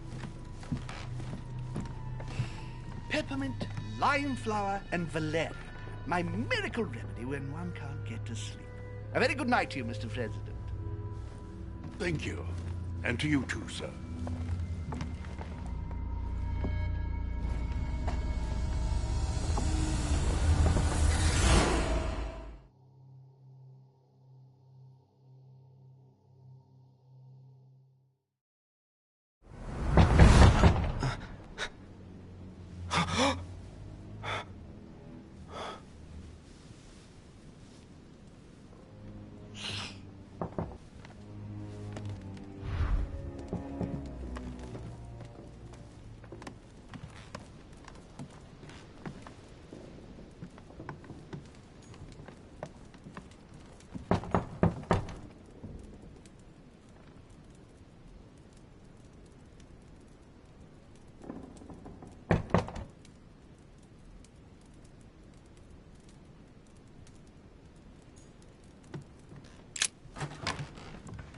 Excuse me. Am I bothering you? No, not in the least. Is something wrong? I'm going to need your help. Do you remember the young lady we spoke of in the hall? No. What's her name again? Elizabeth Adams. Well, she is the daughter of my friend, the Vice President, John Adams. But she is supposed to be dead. Yeah, that's bizarre. Fair enough. Good heavens! I was present at her funeral. It is disturbing indeed. Yes. I need to make sure it's her. That's where you come in. I want you to distract Elizabeth while I search her room. And perhaps get my hands on some important information. At least, I hope so. Elizabeth is in the small salon. If you hurry, you can still catch her. I just need 10 minutes. But if my vision is true, there are two men nearby discussing very important issues, and one of them looks much like Mortimer. Washington is very kind, but I came to this island for my mother, not for his ghost stories.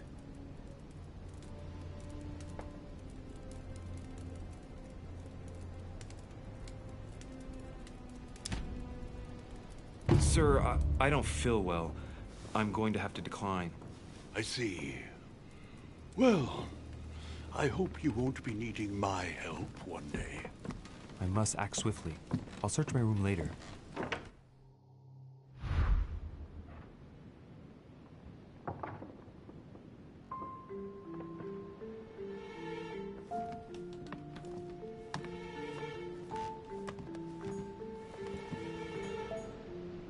Monseigneur, His Eminence Cardinal Piaggi. Louis, you're straying from your objective.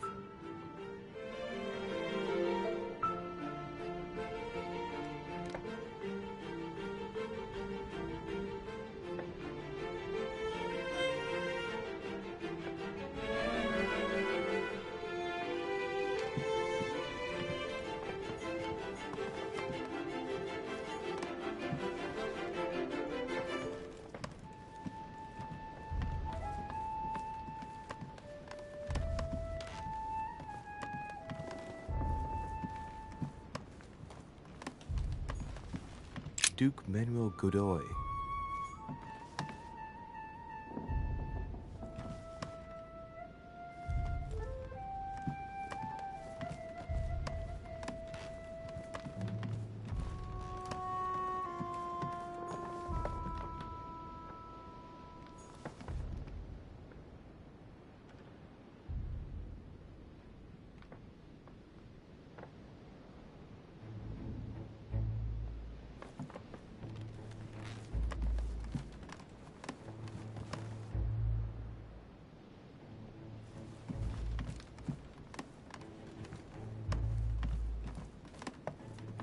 I recognize this part of the corridor. I'm close.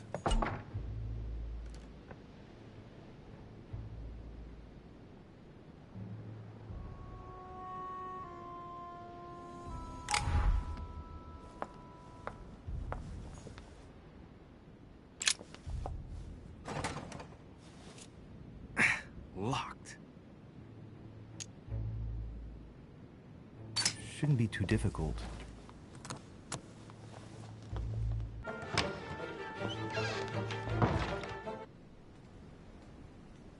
This doesn't seem to be the room for my vision.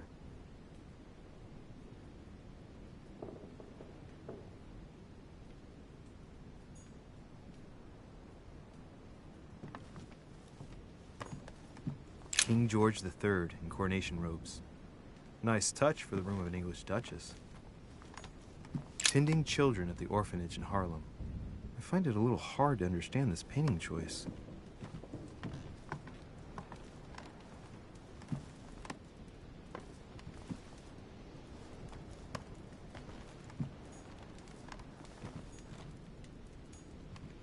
Dear E, I received your last letter.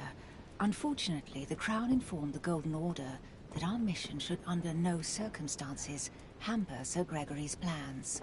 Decidedly, they have support from the highest level in Buckingham Palace.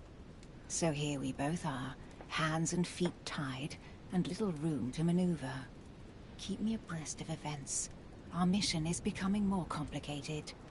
Yours, E. P.S. The French chapter of the Order doesn't appear to know anything about the arrival of our friend Sarah. I therefore cannot comment on it.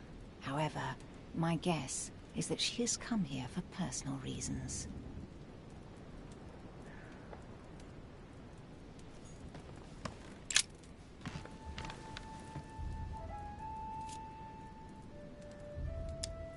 It's a letter from Lady Hillsborough that she apparently never got to send. Office 101. Buckingham Palace, London? Dear Mr. Walsingham, nothing to worry about. I cannot meet you at the palace as planned, as an important matter has cropped up which requires all my attention. You will guess who I have gone to fetch at dear Mortimer's, and thus you will understand my hurried departure. What on earth is she talking about? I can guarantee we'll be back as soon as possible. You will understand that to be able to serve you, I must assemble all my assets. You know I put the interests of the Crown above my own. Tell the Queen I, of course, will assume all of the responsibility and consequences for my absence. Your devoted servant, E.H. Whoa, Walsingham. Where have I heard that name before? Oh, yes, that's right. It's the name of the famous master spy for Queen Elizabeth I.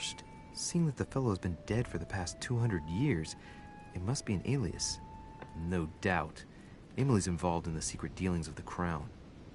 Well, at any rate, Emily didn't come here to finish up a deal with anyone. She came here looking for someone just like I did.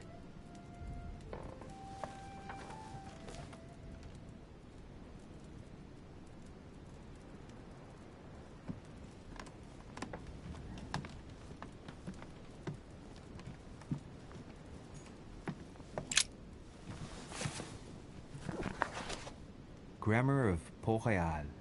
Ah, the artistry of the French language in all its splendor. Whoever masters French commands the world. At least, une partie of it.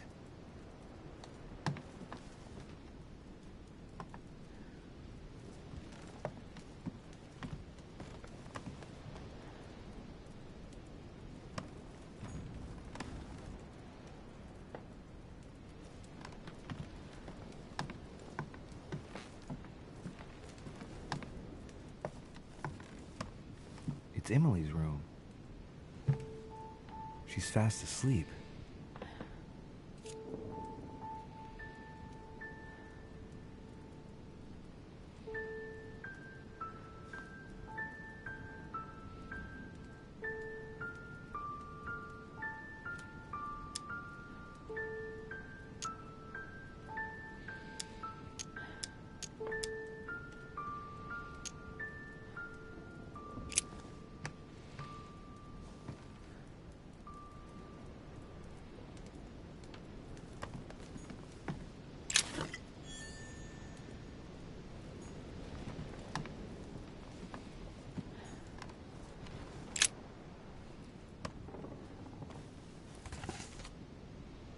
An origami?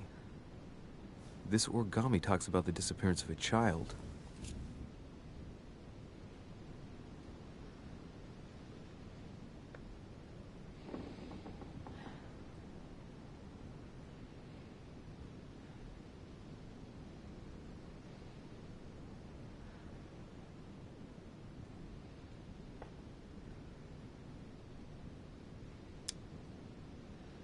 Only borrowing it, of course.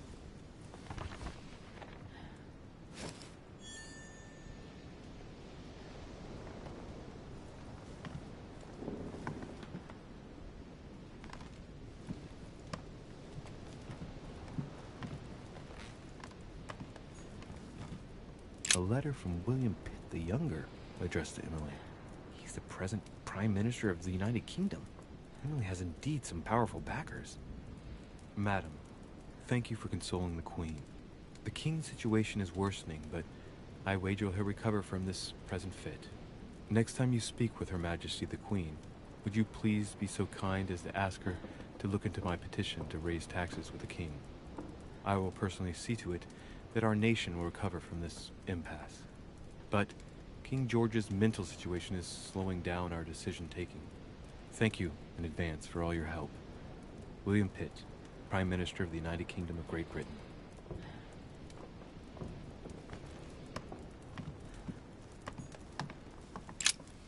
Two coils circle the lock.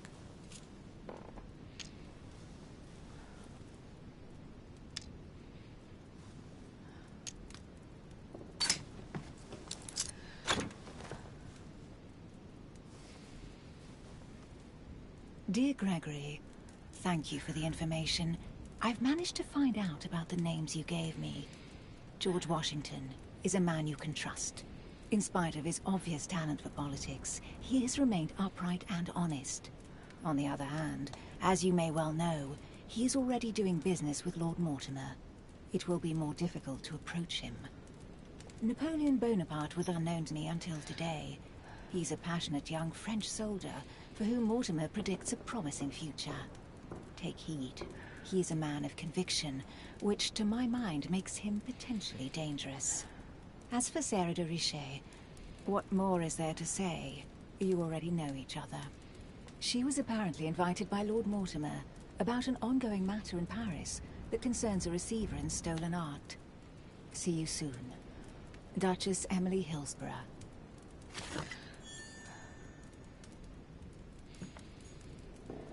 Queen Charlotte. All the royal family of England is there from what I can tell.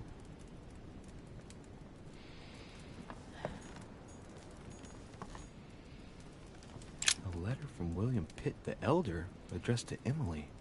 He was the English Prime Minister. This letter dates from 15 years ago now. Madam, I shall never thank you enough for all your care and attention. I shall be indebted to you until my last breath. If you have any request of me, you only need ask. With regards to my son William, I shall never thank you enough for looking after him. You know the latter's preferences, and you will understand he needs you desperately. For that, and as agreed with Queen Charlotte, our friend Duke Hillsborough will carry out his task and meet with you within 6 months. From then on, you'll be free from want. Yours sincerely, William Pitt, Count of Chatham.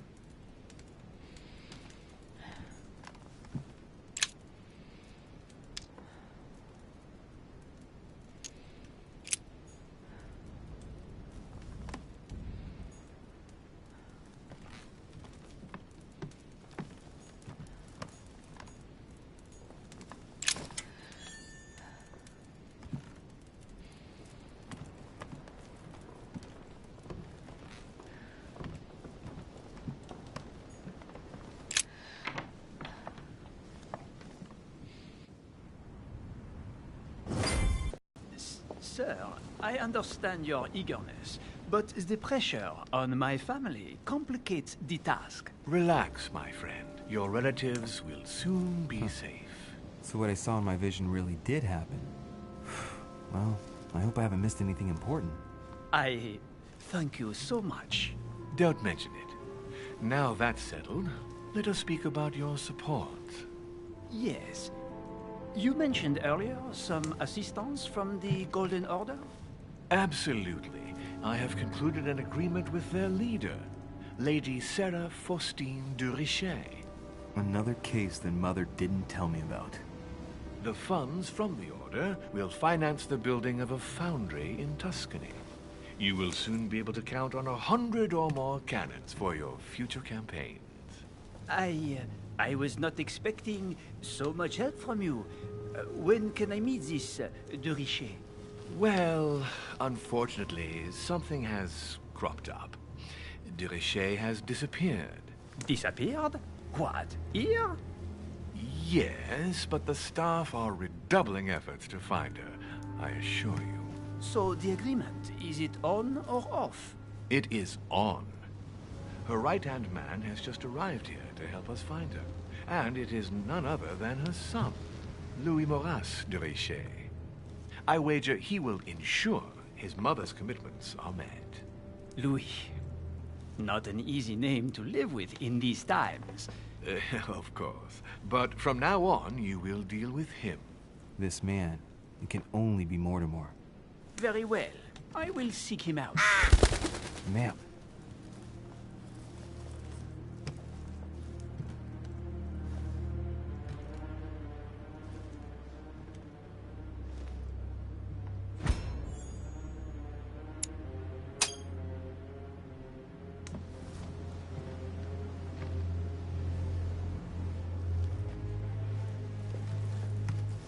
That was a close call. When you see Louis, speak to him about the amount of our agreement. And, how much exactly are we talking about? 20,000 louis d'or. A sum that will enable you to easily win your next conquests. My friend, an unparalleled destiny awaits you in France. That is very flattering. However, is 20,000 louis d'or enough to purchase so many cannons? In this case, yes. Madame de Richet and I have negotiated a very good price. Very well. You can count on me to talk with her son. Perfect. Remember that great things can be achieved with him on your side. Of course. Anything else? Not for now. Try to get some rest. The next few days are likely to be tiring. Then, sir, I bid you a good evening. Good evening, my friend. It's time to leave.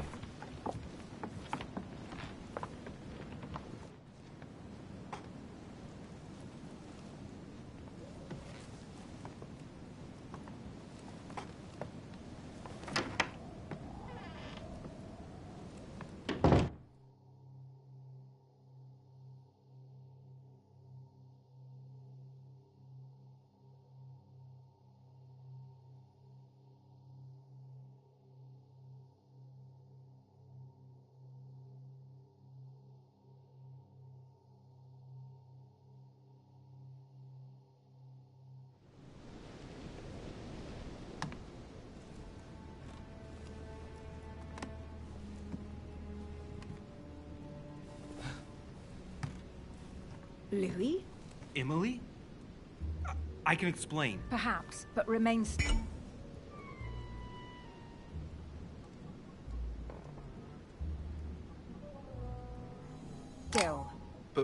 But first, you could perhaps remove the blade from my throat? You have 10 seconds to explain your presence here.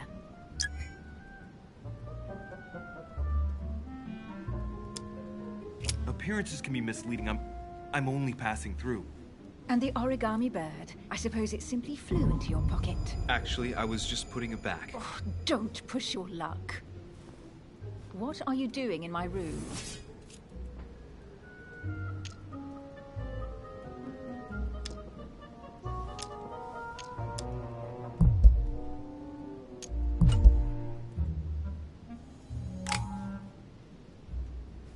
Louis, your childish games are trying my patience. There's not much more I can say, really. Are you trying to make me angry? You have been a great disappointment to me. Please leave now.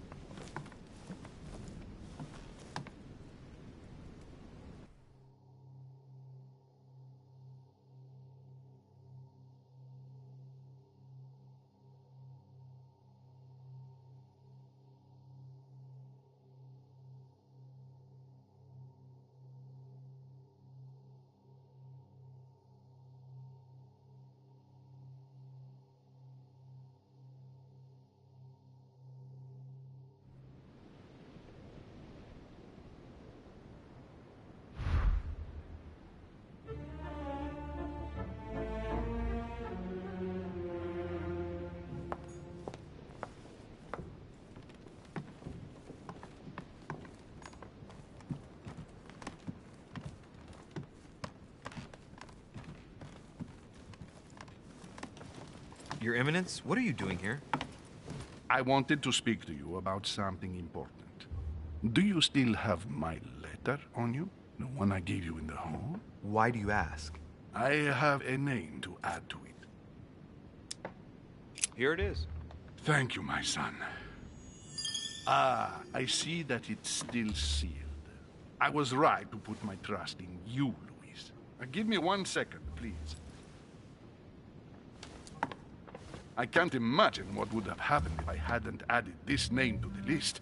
Please, be sure to give this letter to Sarah the moment you see her. You can count on it. Have a good night.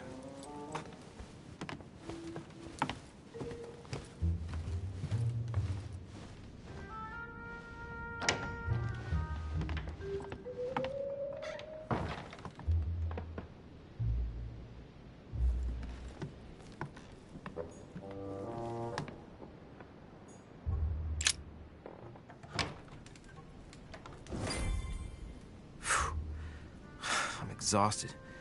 Better go to bed. I'll search my room tomorrow. If Mother stayed here right before me, you never know. And Mortimer had better show up.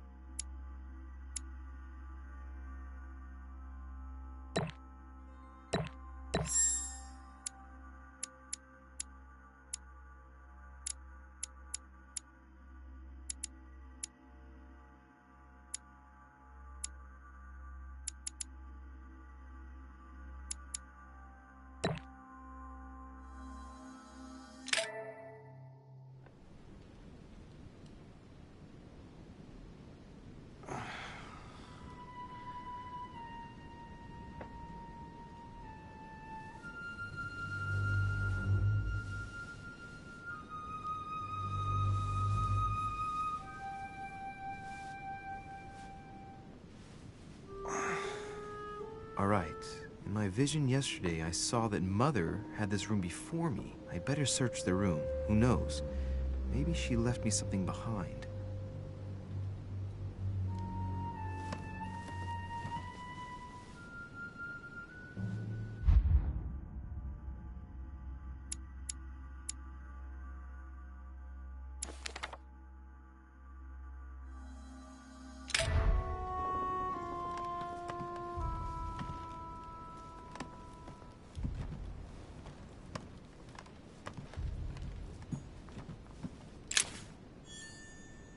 Dear Monsieur de Richet, please excuse me, but I am unable to join you at present. However, rest assured that we are doing all we can to resolve the case that concerns us. By the way, enclosed, you will find a key that will enable you to retrieve the personal effects your mother left behind. Yours faithfully, Lord William Mortimer.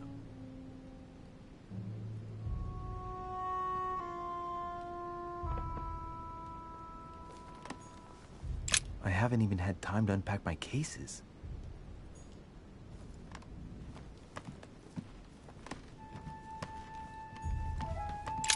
Writing material.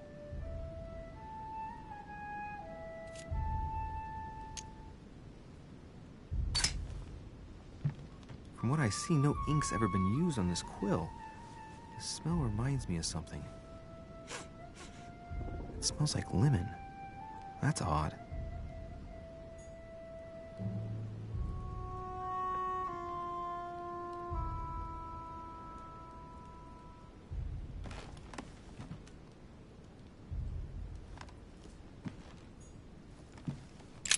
Writing material.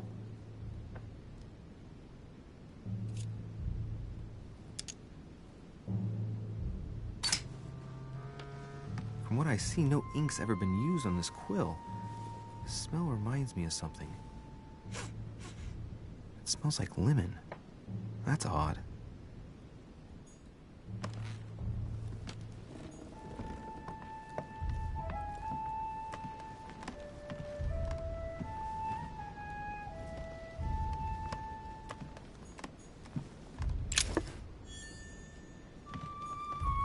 Nothing. Great. Honey.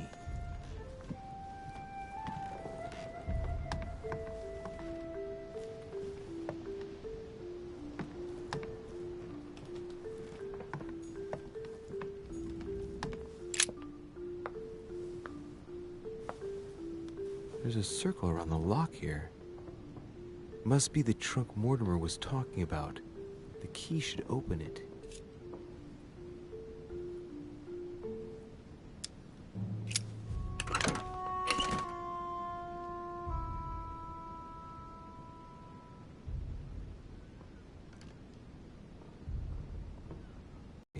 To be given to her son, Louis. I should probably take it.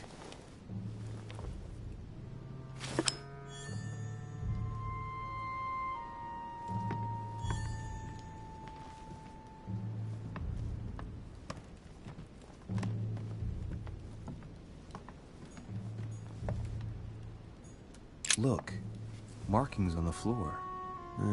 Just a bit worn out. I was hoping to find something leading to a secret passage. Oh, this bookcase is well stocked. Oh, this book has been put back the wrong way round.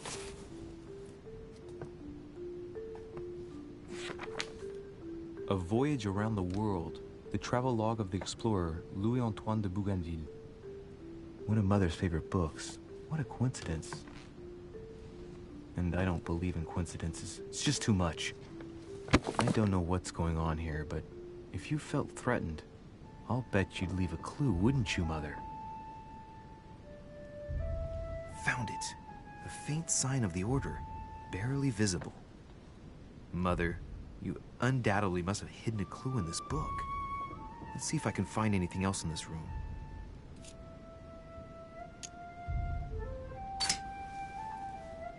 The paper's rougher around the writing. The paper's moist here. Very light stain, barely visible. And the smell reminds me of something. Come on, Louis, think. Think.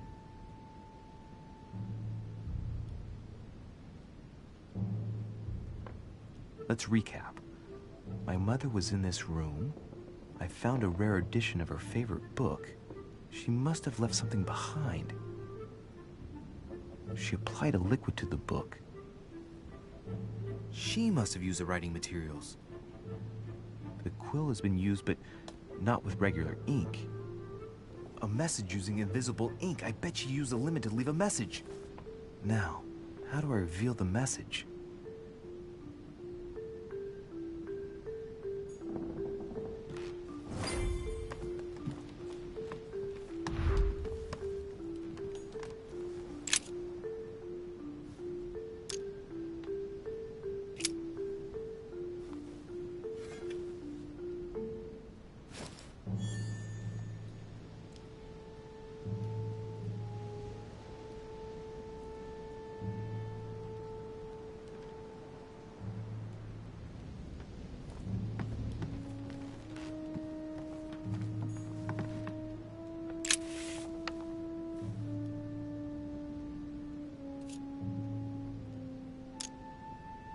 Aha! It's working! The heat reveals the message. Let's see what my mother wrote. Where all eyes size you up, you must pass by the Gorgon. Gorgon was the name of Medusa in Greek mythology. On the other hand, where all eyes size you up, I don't get it. And judging by the number of paintings in the manor, could be anywhere.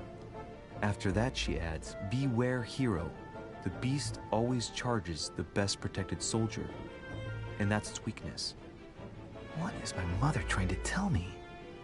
Since you've gone to so much trouble, you must not have only found something important, but you must have also felt like you were in great danger. Now I better hurry and find that damn Medusa. Sir, dinner is served in the red salon. Typical. I'm not hungry. Please give my apologies to all the guests. Sir Holm requests your presence, sir. Well, I guess I'm just gonna have to wait before going and looking for my Medusa. Tell him I'll be there in a minute.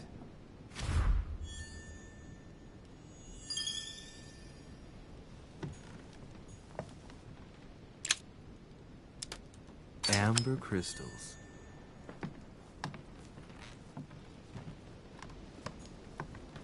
Inferno by Dante. Abandon hope, all ye who enter here. Love lectures Mortimer's giving to his guests. Very jolly. If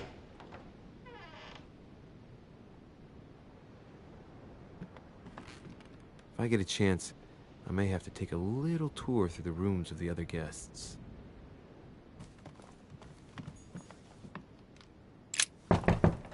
Let no one disturb me. I'm busy. Too bad. I'll see him later.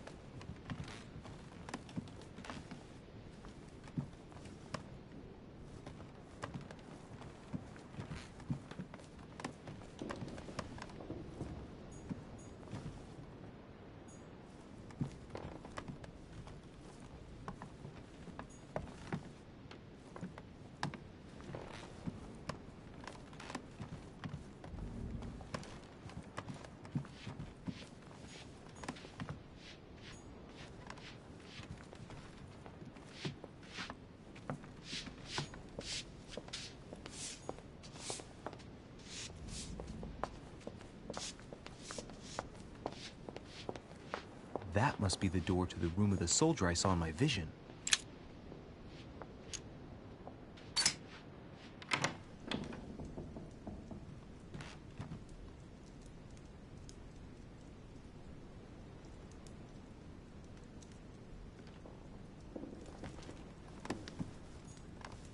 Devil's Thorn.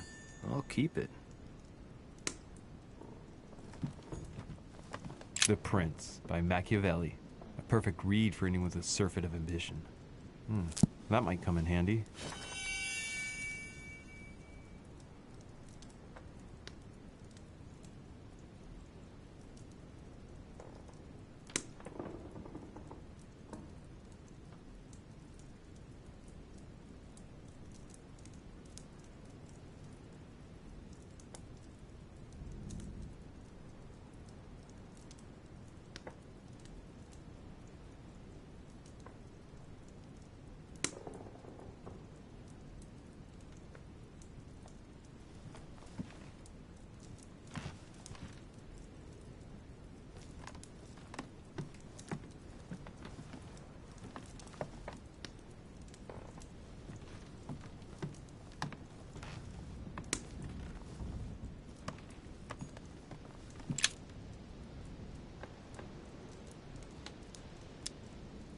Carmelite water.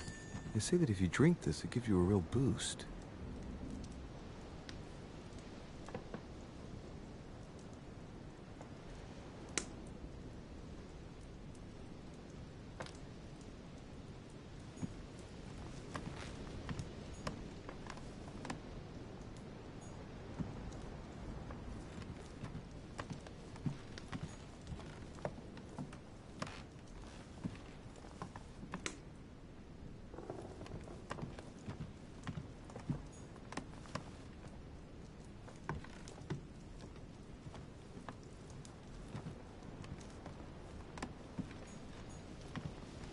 It's a beautiful weapon. A lovely damask blade. It's marked with the initials of the manufacturer in Versailles.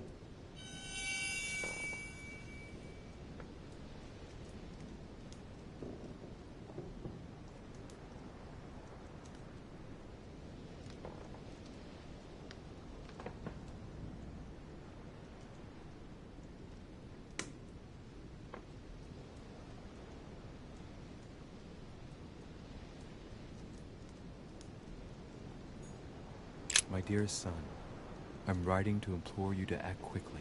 The situation is rapidly worsening here. Paoli continues to steer our motherland, Corsica, toward open warfare between France and England. His men are everywhere. We are obliged to go into hiding and are unable to remain in the same place for more than 2 days. I wouldn't be surprised if they targeted us soon. Make haste, my son. You hold our destiny in your hands. Your loving mother, Maria Letizia Bonaparte.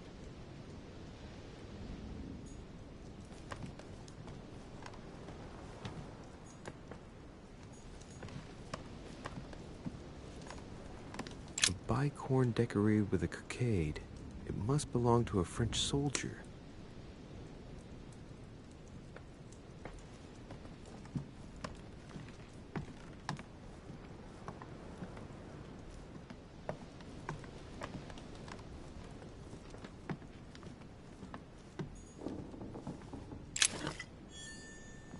Vercingetorix throws down his arms at the feet of Julius Caesar by Royer. My dear Napoleon, as previously agreed, I would like to ask you to join us in January on my island to participate in the high society meeting organized for the occasion. We shall be able to continue our discussion about our project for a new order for France. I have a proposition to make to you concerning your wish to put a strong leader at the head of France. I trust you to be discreet as to your coming. See you soon. Lord William Mortimer.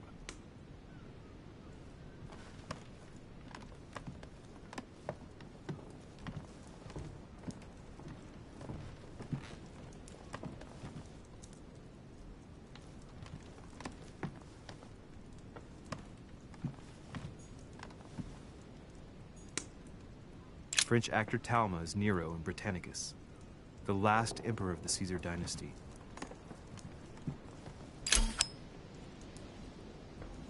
Amber crystals.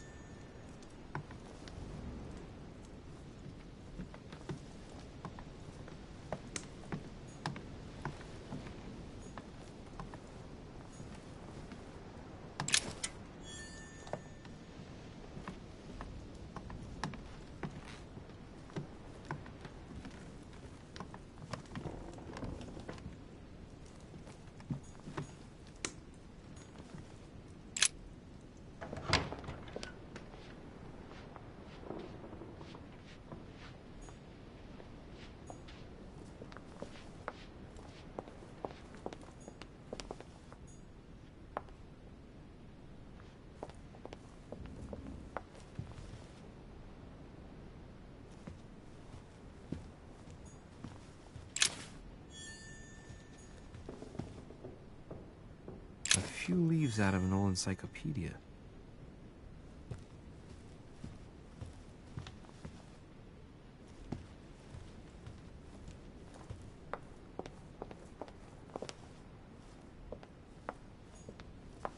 The Quorum Guide.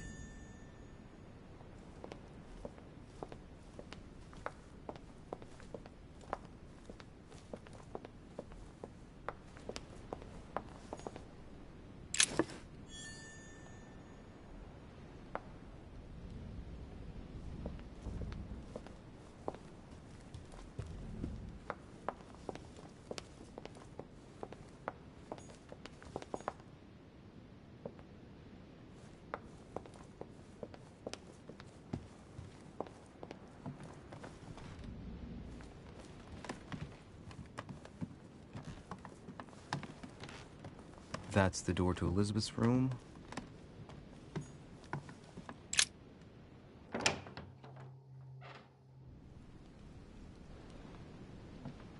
For God's sakes, what happened in here?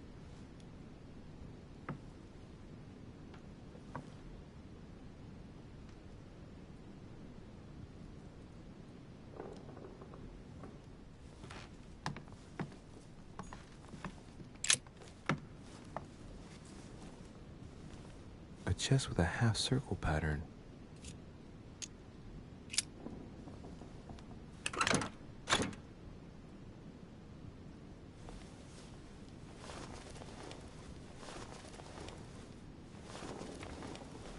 An untutored hand copied these notes. Looks like a healing method. Well, that's a pity. The writing is barely legible.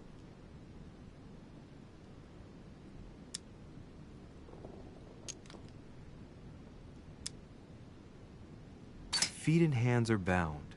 A piece of cloth in the mouth prevents the tongue from being sectioned. It looks like preparation for an exorcism. Is Elizabeth really possessed?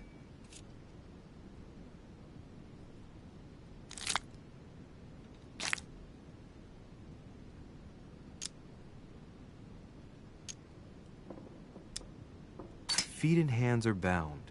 A piece of cloth in the mouth prevents the tongue from being sectioned. It looks like preparation for an exorcism. Is Elizabeth really possessed?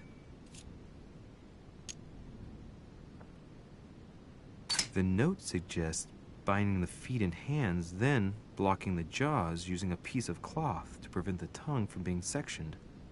That looks like a method to control an epileptic fit. I wonder if Elizabeth is the one being treated for that illness.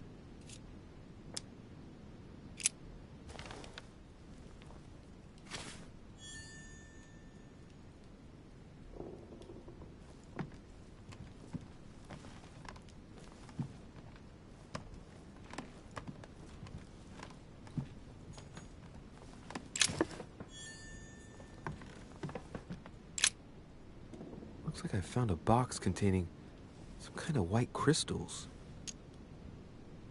These are magnesium crystals, a fairly effective remedy for easing anxiety.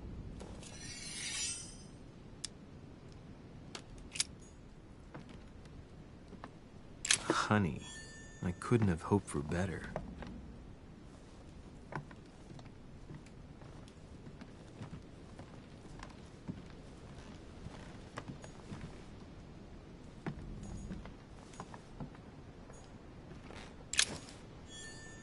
November 1791. My dear sister, the cancellation of our reunion hit me like a stab to the heart. Father told me it was for your well-being, but I can't help but blame him. He claims that your condition has worsened and that it could be dangerous for both of us if we met. If only I knew where you were, believe me, I'd be at your side. I haven't received any news from you in a long time.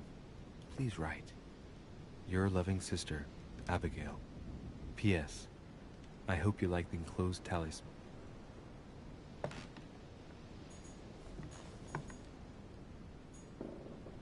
August 24th, 1792. Elizabeth, I am driven to despair and doubt there is any point in writing to you. I'm not even... June 11th, 1791. My dear Elizabeth.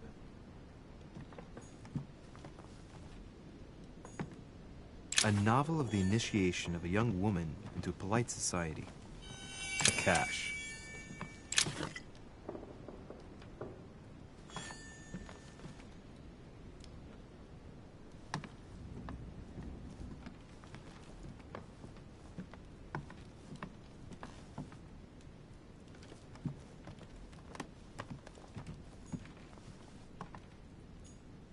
My dear Elizabeth, I'm writing to inform you of some unfortunate news.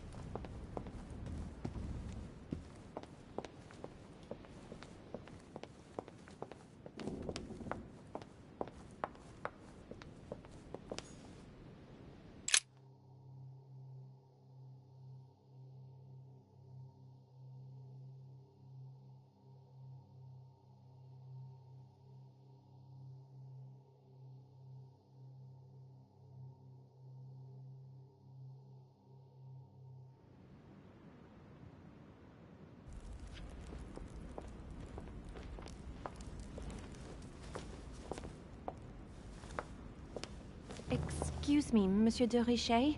I really need to talk to you. Hello. You're Elizabeth Adams, aren't you?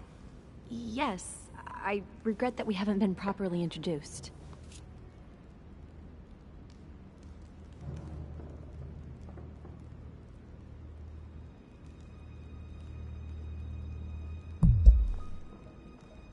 You're her son. Sarah de Richet's son. Yes. Why?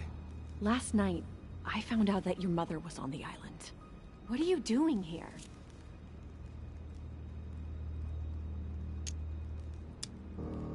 Excuse me, but speaking frankly, why would you care? I know your mother very well. Really? Yes, I have been in your mother's care ever since I was born. She nursed you. Oh, I wouldn't say nursed. No. I remember her stare, cold as ice. Her sadistic hands pressing over my mouth to silence me while I screamed in pain. I remember her knees.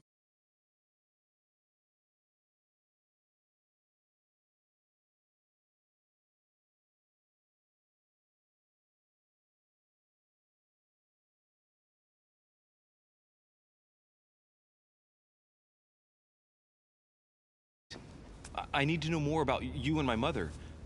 Why did she put you through all of that? There must be some reason for what she did. What's the point of rubbing salt in the wounds?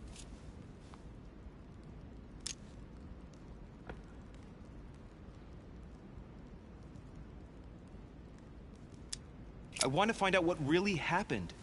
No, you really don't want to know what your mother did when I shed my first blood at puberty. On the contrary, you can tell me anything. Let me be my own judge. I know your little game. You're no different from the rest of them. You couldn't give a damn about me. The only thing you're interested in is finding out about your mother. Don't say that. Not everyone wants to use you. Some people care about you, don't they? Haven't you got a sister?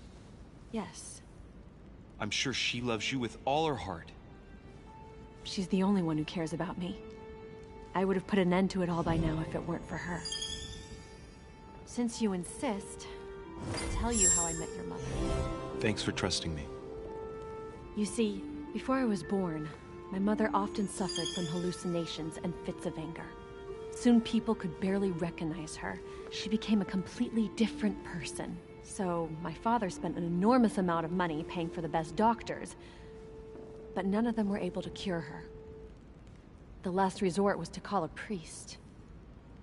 So, is that what your father did? No. He went to an expert in the occult. Ah, my mother. Her reputation already extended beyond our borders. My mother's fits stopped at my birth, and Sarah de Richet concluded that the evil had passed into me. Not only did it encourage her to stay, but she took the opportunity to advise my father to separate me from the rest of my family. That's how I was declared stillborn. My fate was decided that very day. It would coincide with my mother's frequent trips to America. I had my first fit when I was 3. That's when your mother began her experiments to rid me of the evil inside. I understand how you feel, but I know my mother. I'm sure she had her reasons, even if it seems difficult to believe. Everything she put me through was all for nothing. My whole life was ruined for nothing. So what brings you here then? My father used to know Sir Holm. He offered to introduce me to the world's leading authority in the occult. Lord Mortimer. He was my last hope. Until I found out he had also invited your mother. It's got to be a coincidence. I don't believe for a second she's come here for you. You can't change my mind about this, Louis. My days are numbered, and I know it.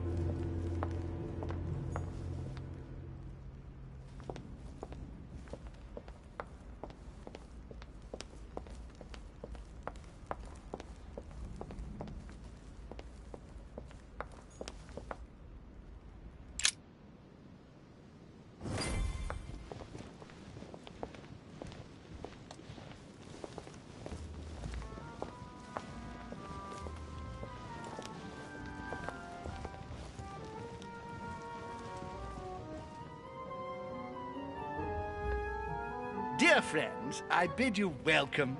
I hope the night was not too short. Your Eminence, Duchess, Monsieur de Richet, allow me to introduce our new guests. They arrived during the night.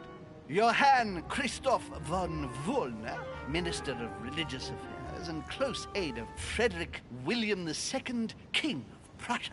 Napoleon Bonaparte, Lieutenant of the French Revolutionary Army. And Jacques Peroux, French Revolutionary Tribunal Judge.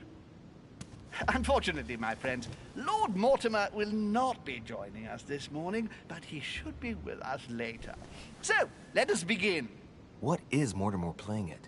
He tells me to come urgently and he sends no one to meet me? Where did you find it?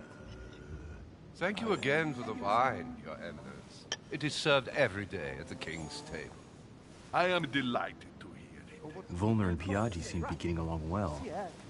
An extremely likely proposition. My dear Johann, how are you? Glad to make landfall at last. And yourself? Very well. And your husband? He's poorly. The French Revolution gives him terrible headaches. Oh, I understand. I shall feel better too, as soon as the situation is settled.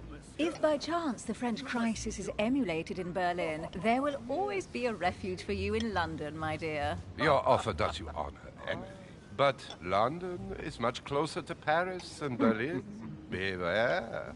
The French are capable of sailing up the Thames straight to the Houses of Parliament. Oh, my friend, I am shaking in my clogs.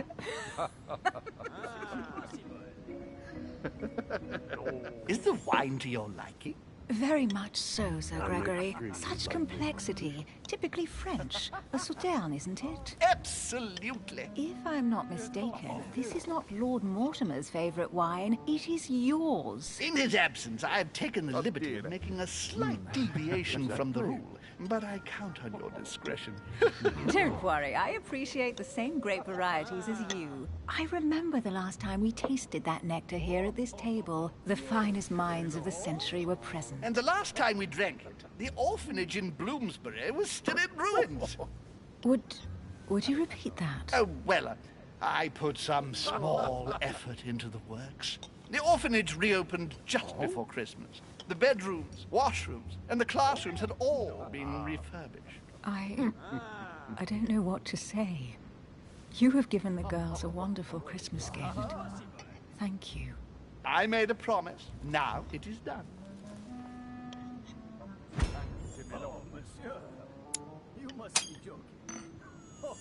It's the first time I've ever seen her so moved.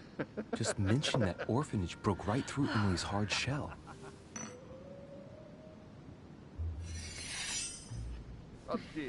Is everything all right? Yes, thank you.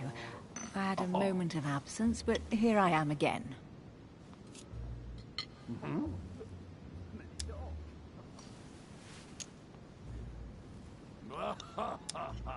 My lord, I only know the prestige of your name. Might I have the honor of getting to know you a little better? You are Monsieur... Louis Moras de Richet. De Richet. De Richet. A name with a nobiliary particle. Are you descended from a noble line? He was too. I am just a simple French citizen. Really? Oh, you seem nothing like a commoner. Especially compared to that wretch over there sharing our meal.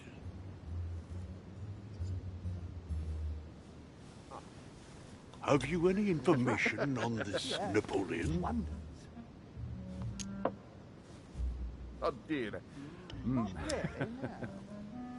Mortimer is arranged to keep his family out of the harmful reach of Corsican monarchists. Interesting.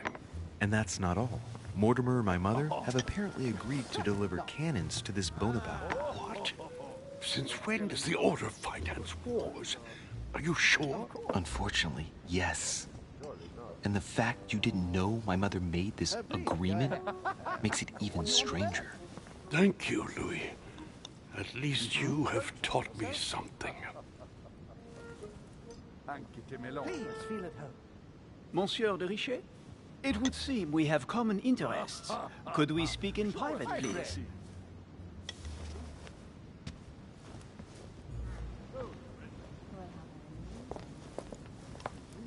It is remarkable. Lord Mortimer and the Golden Order, through your mother, have concluded a financial agreement. Stay composed, Louis. I'm listening. An agreement for cannons. Lord Mortimer assured me that you are to take over the project on behalf of your mother. You must know that I am deeply sorry about their disappearance, but I must validate the deal urgently if I want to be able to organize things properly. I haven't seen Lord Mortimer yet. I'm afraid I'll be unable to answer your questions. He assured me that you could replace your mother during her absence. I appreciate his confidence, but still, this is a bit hasty. But please continue. Of course, but I need to know if I can count you among my allies. Well, of course. And for that, I have a little question for you. The agreement stipulates an aid of 50,000 louis d'or for 200 cannon.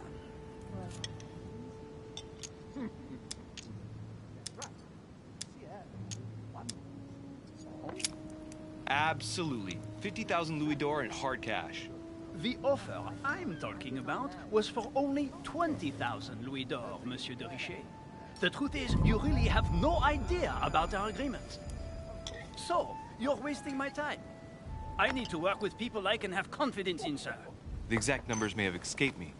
I suggest you wait for my mother's return in order to manage such details. I have one last question I would like to pose to you. We don't know each other yet, you and I. And I need to make sure that we both share the same vision for the future of France. Given the hard times that have befallen our beautiful country, what do you think it would take to restore its luster?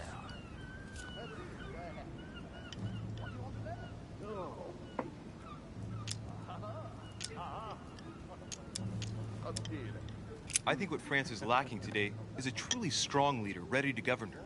Someone who will restore her luster, who will propel her forward so once again she becomes a proud nation respected by all. A man capable of both rebuilding the country from the inside and, at the same time, developing exterior relations. Someone with a vision, I think. The right person still remains to be found. You're right, my friend. I hear your words, and I agree. Monsieur de Richet, I am reassured. I am very happy to have met you. Lord Mortimer was right to put his trust in you. I hope to work with you in the very near future. I would like to thank you for your support by offering you this humble little gift. Reflections on the Revolution in France. Mr. Bonaparte, I thank you for this gesture, and please know that I, too, am delighted to have met you. My friends, I would like to say a few words, please. I would like to thank Lord Mortimer, and you, Sir Holm, for bringing us all together here. Those of us for whom it is not the first time here, like me, are all trembling in sweet anticipation of the arrival of our host. For the rest, I would like to reassure you that Lord Mortimer always has a few surprising projects to propose. But I can assure you that each and every one of us has always benefited from them. The last time I came to this place, Lord Mortimer offered to help me in my electoral campaign for the presidency of the United States. And it is eminently clear that his support was an invaluable aid to us. We are here among like-minded people. So let us put aside the conflicts in which some of our nations find themselves at present. So I raise my glass in honor of you all, my new and old friends. I trust you shall not be disappointed, Mr. Washington. Right, we shall meet again tomorrow. All the guests will be present, as well as Lord Mortimer, I hope. Until then, I trust you will find plenty to keep you amused.